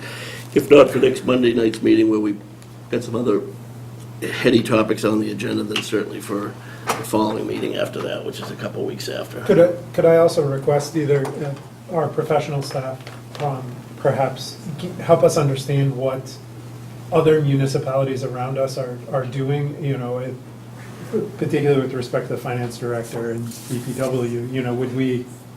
Yeah, I mean, well, you don't need to ask the staff to find out what you can, you know, Google and find out, but I mean, I think we can certainly You know, find that Chase out. is a great they did a town government study report. That's 10 years old. No, I know, but it's really interesting, though, if you read the comments in that report that came to the conclusions that were arrived at. I just think you'd be interested in reading it. Yeah, I'll definitely take it. I haven't. If you read it, and not just the recommendations, if you read Read the comments. Read the comments. Okay. Yeah. We spent a long time discussing that type of thing. Yeah. Well, there was even discussion at the time of changing to a town manager, but we didn't want to go to that extent because we thought it would never get past town meeting.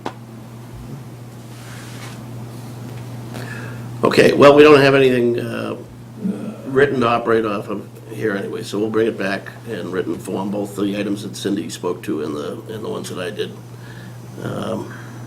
Probably 2 meetings hence, anyway, if we can get a chance to get together again. 8:55, Town Administrator, Assistant Town Administrator, Legislative Update. This is a proposal to try to move along the special act that we're seeking for firefighter Scott Holt, that the fire union has met with our legislators. Fire union's attorney, I believe, has met with some legislators in an attempt to craft some edits to what was submitted to the in the home rule petition, and under the vote of town meeting, any changes to the precise language of the petition requires Board of Selectmen approval. So I'm recommending that the Board of Selectmen give its approval to the language, which are actually minor modifications that the union has proposed. Our Labor Counsel, Darren Klein, who's been advising on this matter, had no problems with the language, and the specific changes are highlighted in red in your attachment. So it's at one point it was a wordsmithing with the word annual needed to be replaced with annually to have it better grab the meaning of the calculation of the disability benefit. And the other is in proposed section 3 of the act, which would say that if after the initial evaluation it's determined by a medical panel that the employee is totally and permanently disabled, then he shall not be subject to subsequent evaluations under the statute. We're fine with those changes. We're hopeful that the legislative committee will be fine with them so that we can get a bill passed even in this informal session. Those are really not major changes in the benefit levels. And so we hope that the legislature will go along with it. And the union or town council was able to provide certain examples to, or labor council was able to provide certain examples to the legislature of bills more comparable to what was originally put forward? Because what we were hearing was, we never do this, we've never done this, and then my understanding is labor council or the union was able to say, well, actually, you have done that. Both were, but in both cases, the legislature is unmoved. So those other matters That didn't get us anywhere. about essentially the number of hours that the employee could work post-retirement were not, and those are not in what this proposal is So from the that- union.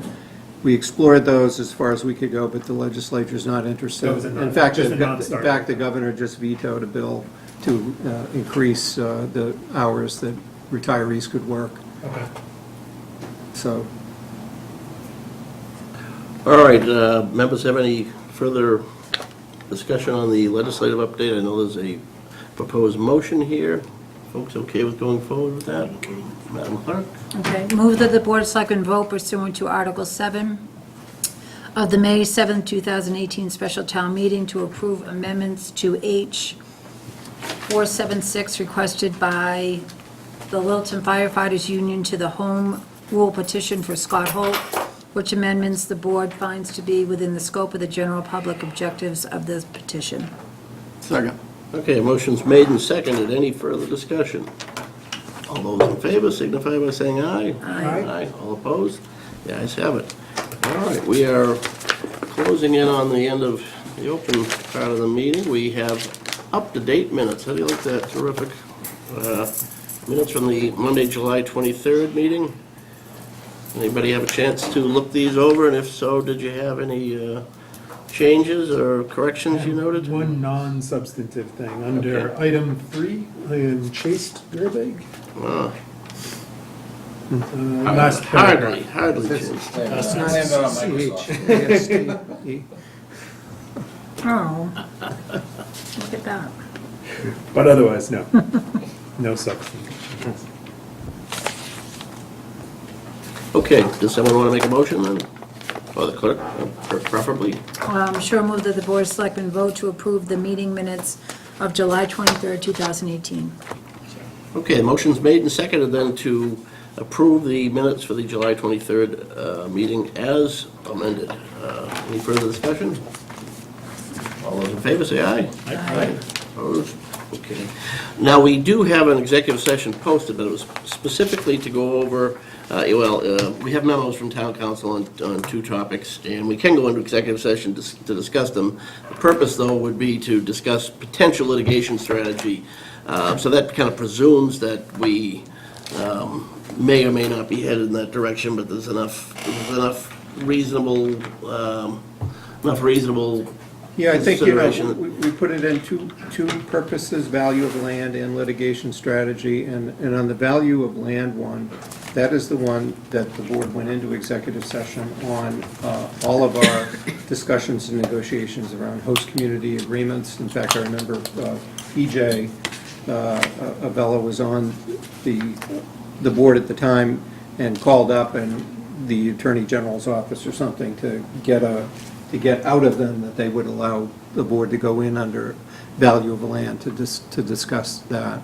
So, Well, I mean, so either one or the other. I would say that is, since either of these could end up in litigation, that we have a reason to discuss it for that. I'm not sure I buy into that at all. That's not our intent here, to discuss value of land especially. But if the board's looking to go into executive session, wants to discuss these memos, we do have counsel here with us too. We might as well get value out of the time he's already invested in driving here and driving back. Value of counsel. Could someone please make that motion then, as it's written there? Move the Board of Selectmen vote pursuant to Mass General Law, Chapter 30, Section 21, subsection A, Clauses 3 and 6, to convene an executive session to discuss strategy with respect to litigation. Since an open meeting may have a detrimental effect on the litigating position of the board, and to consider the value of real property, since an open meeting may have a detrimental effect on the board's negotiating position relative to Cricket Lane and Cooper Farm, and not to convene an open session thereafter. Second. Okay, the motion has been made and seconded. It requires a roll call vote, so I will start with Ms. Napoli. Aye. Mr. Gerbig? Aye. Mr. Glavy votes aye. Mr. DeCoste? Aye. Mr. Knox? Aye. Okay. Thank you, folks. See you next week. All right.